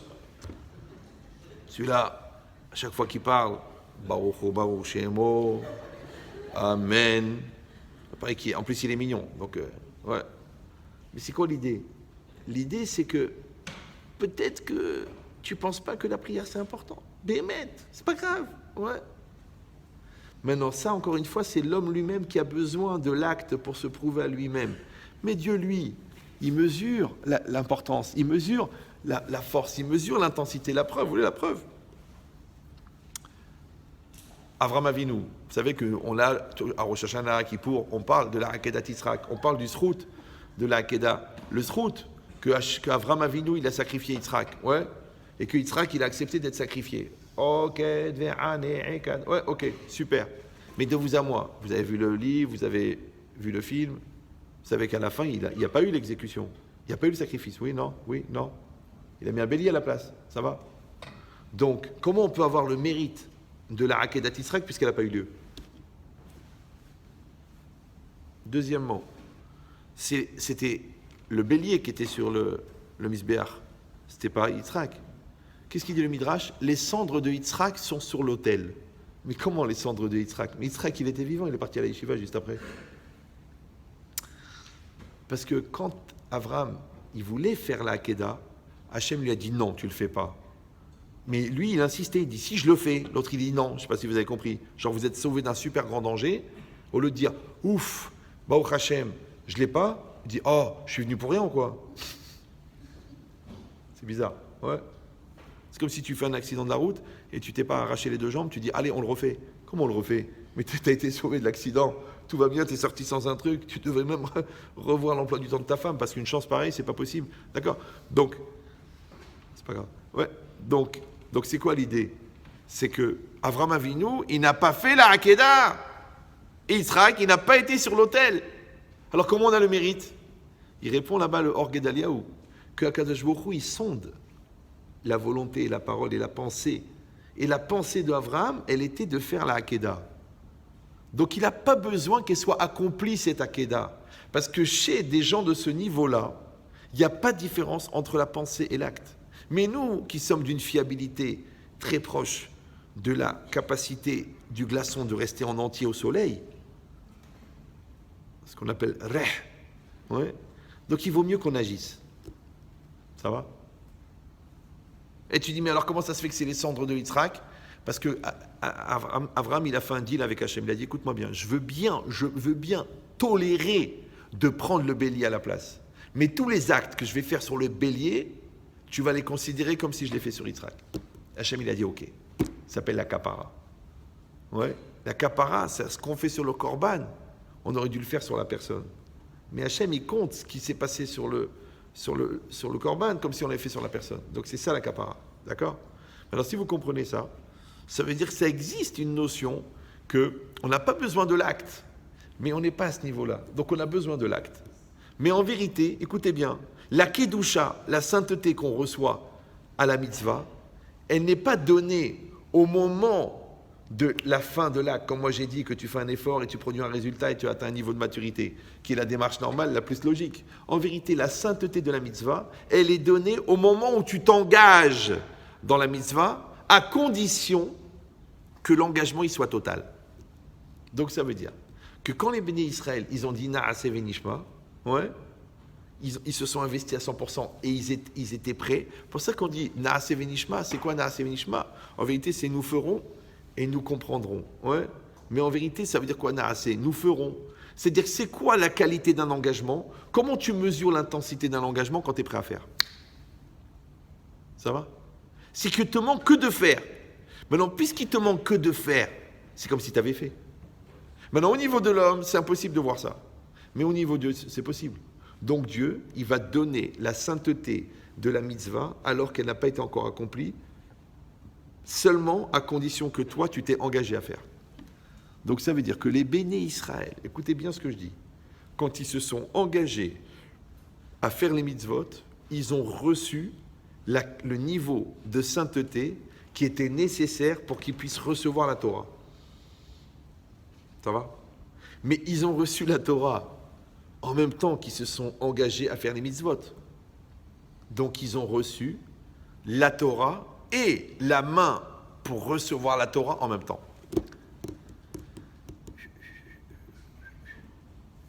Ça veut dire qu'en vérité, l'histoire, elle est terminée au moment de l'engagement. La suite, c'est juste la réalisation de l'engagement. C'est pour ça que le plus dur dans la vie, c'est de s'engager. Maintenant, les gens malins, comme ils savent que le plus dur, c'est de s'engager, parce que c'est quoi l'engagement? C'est je dois le faire. Ouais. Quand tu as dit je dois, c'est fini. Alors je vous donne une illustration et après je vous laisse tranquille. Je ne vais même pas regarder la suite du cours parce que ça fait 1h29 et 21 secondes. Donc je sens qu'il y en a qui prient pour que je m'étouffe. Donc je vous donne une illustration. Non, je rigole.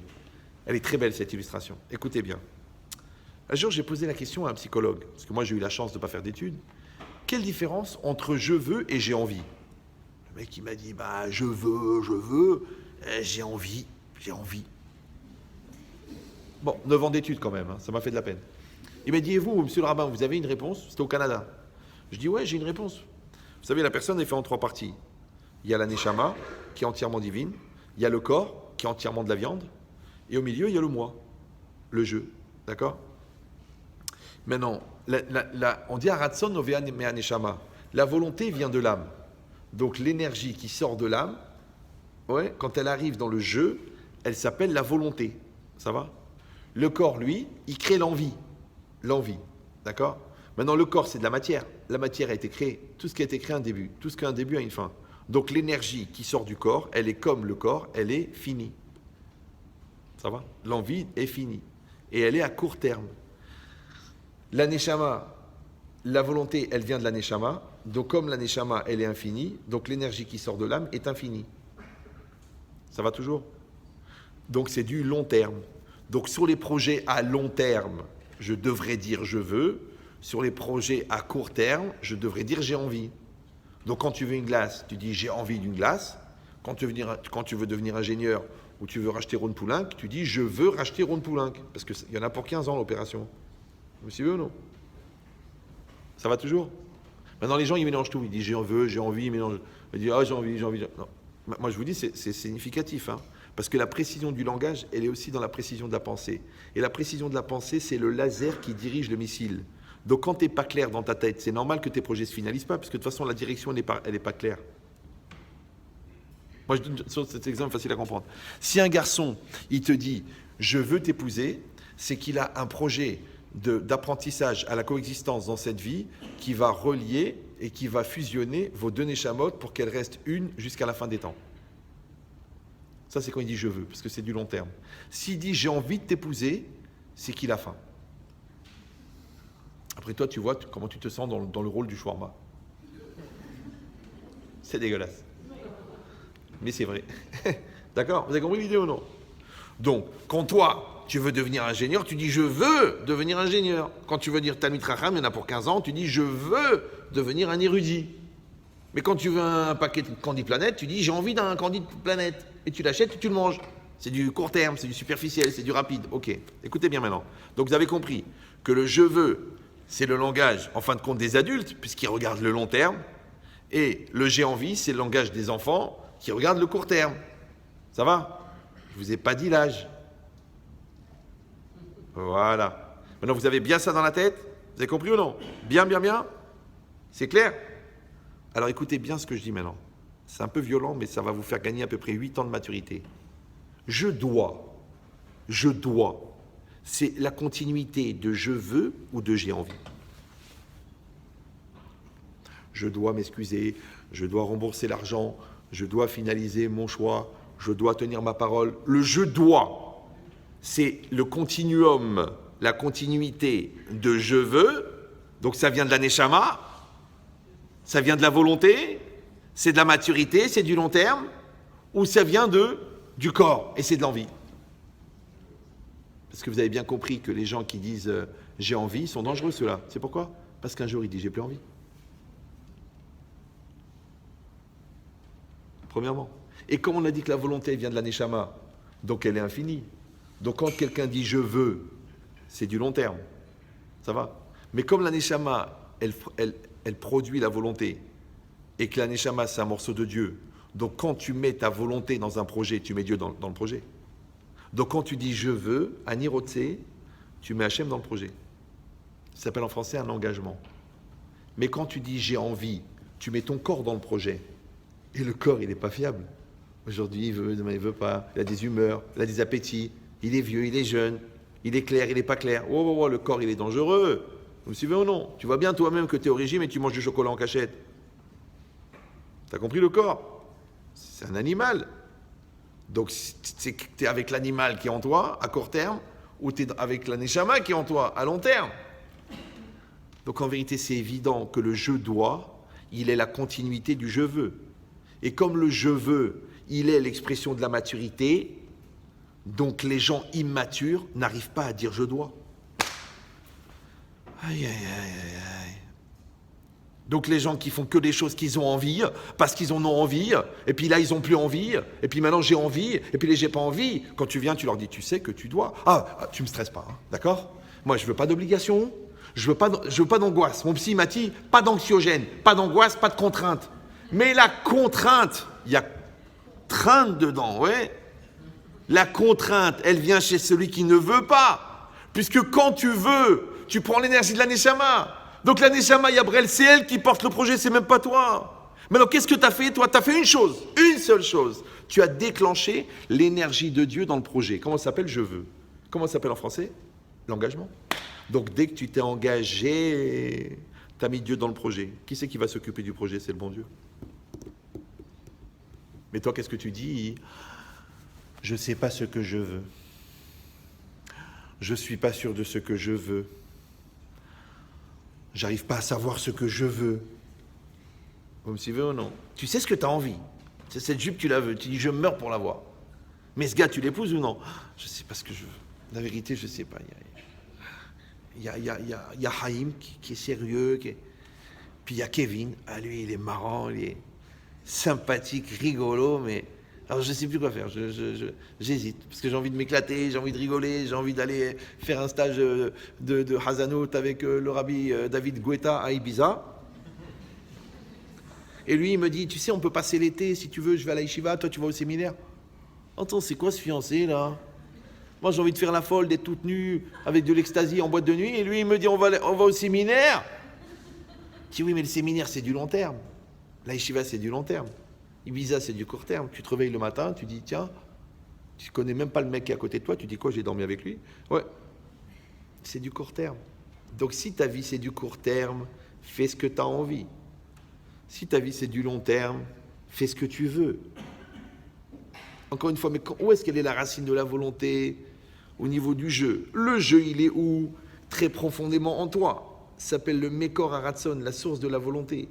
Donc au moment où toi, tu reçois, parce qu'il y a la fin du corps, après il y a la fin du mois, et au bout du mois, il y a la Neshama.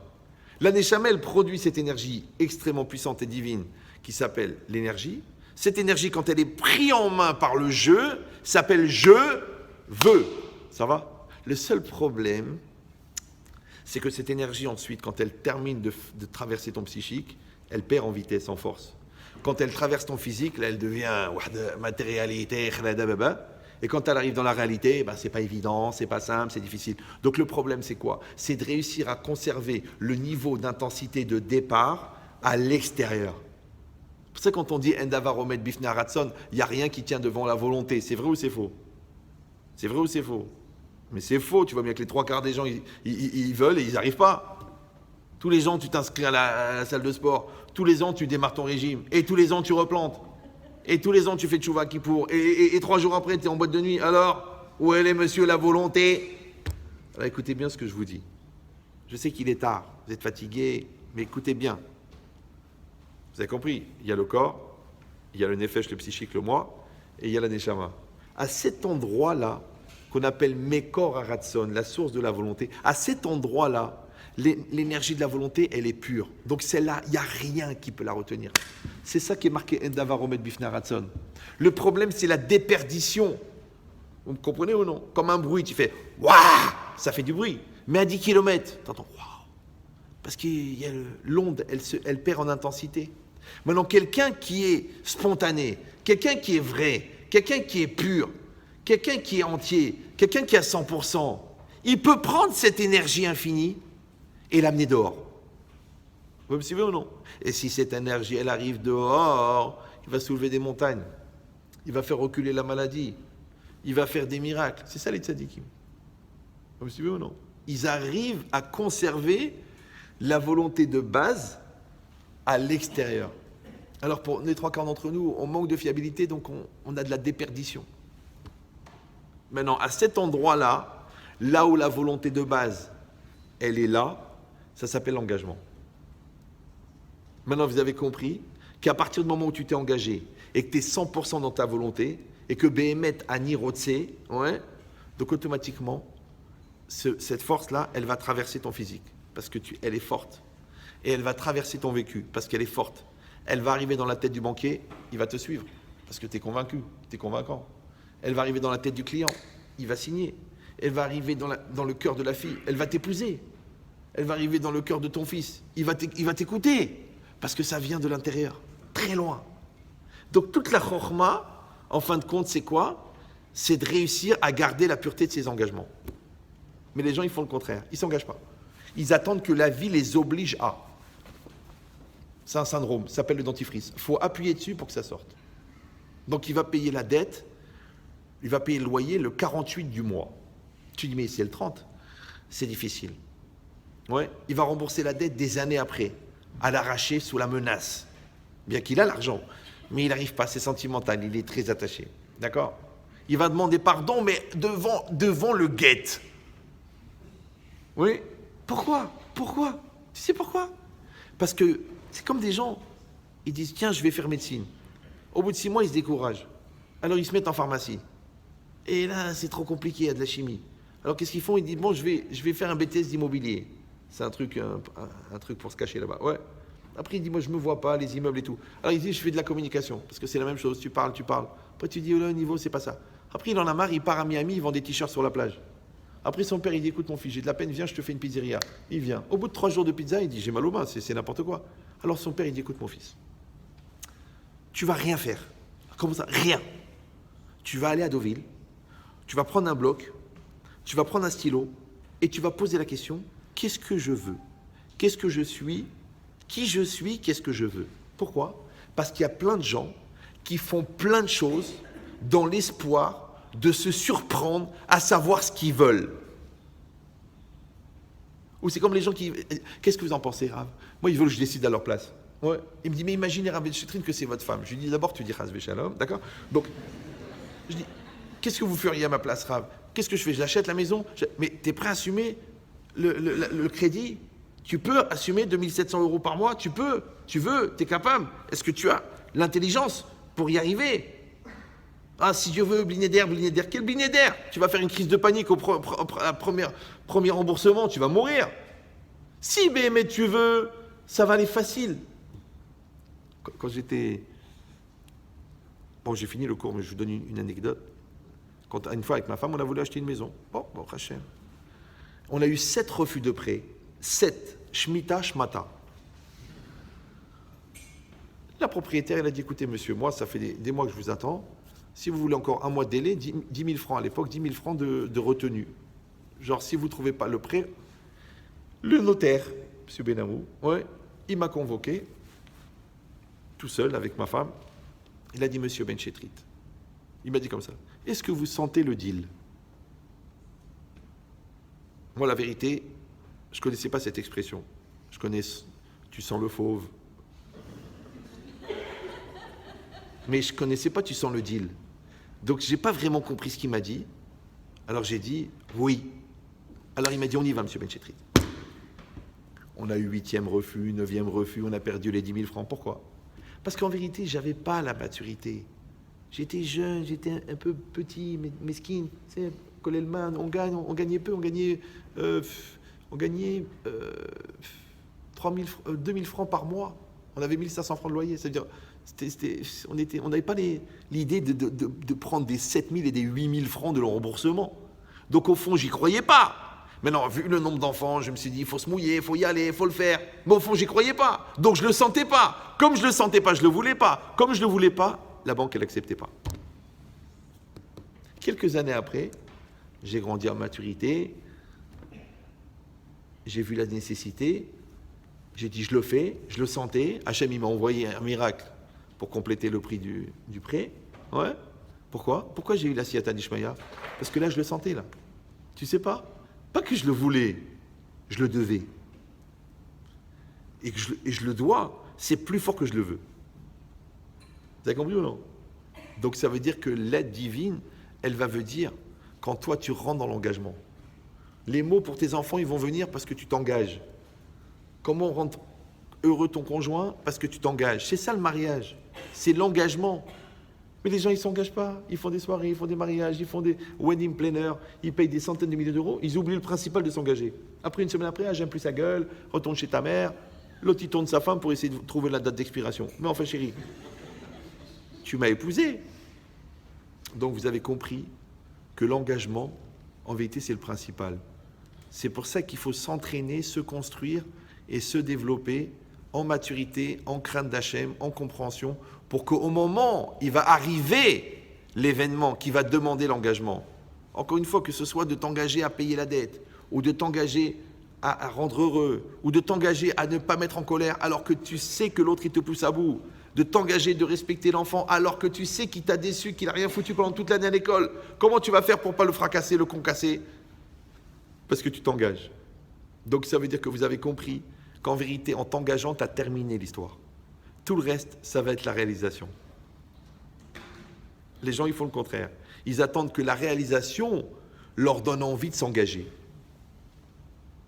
Ils veulent que le résultat, il entraîne chez eux la maturité. Mais non, la maturité, elle est venue au départ. Engagez-vous, qui disait. Voilà, Hazak ou Baruch.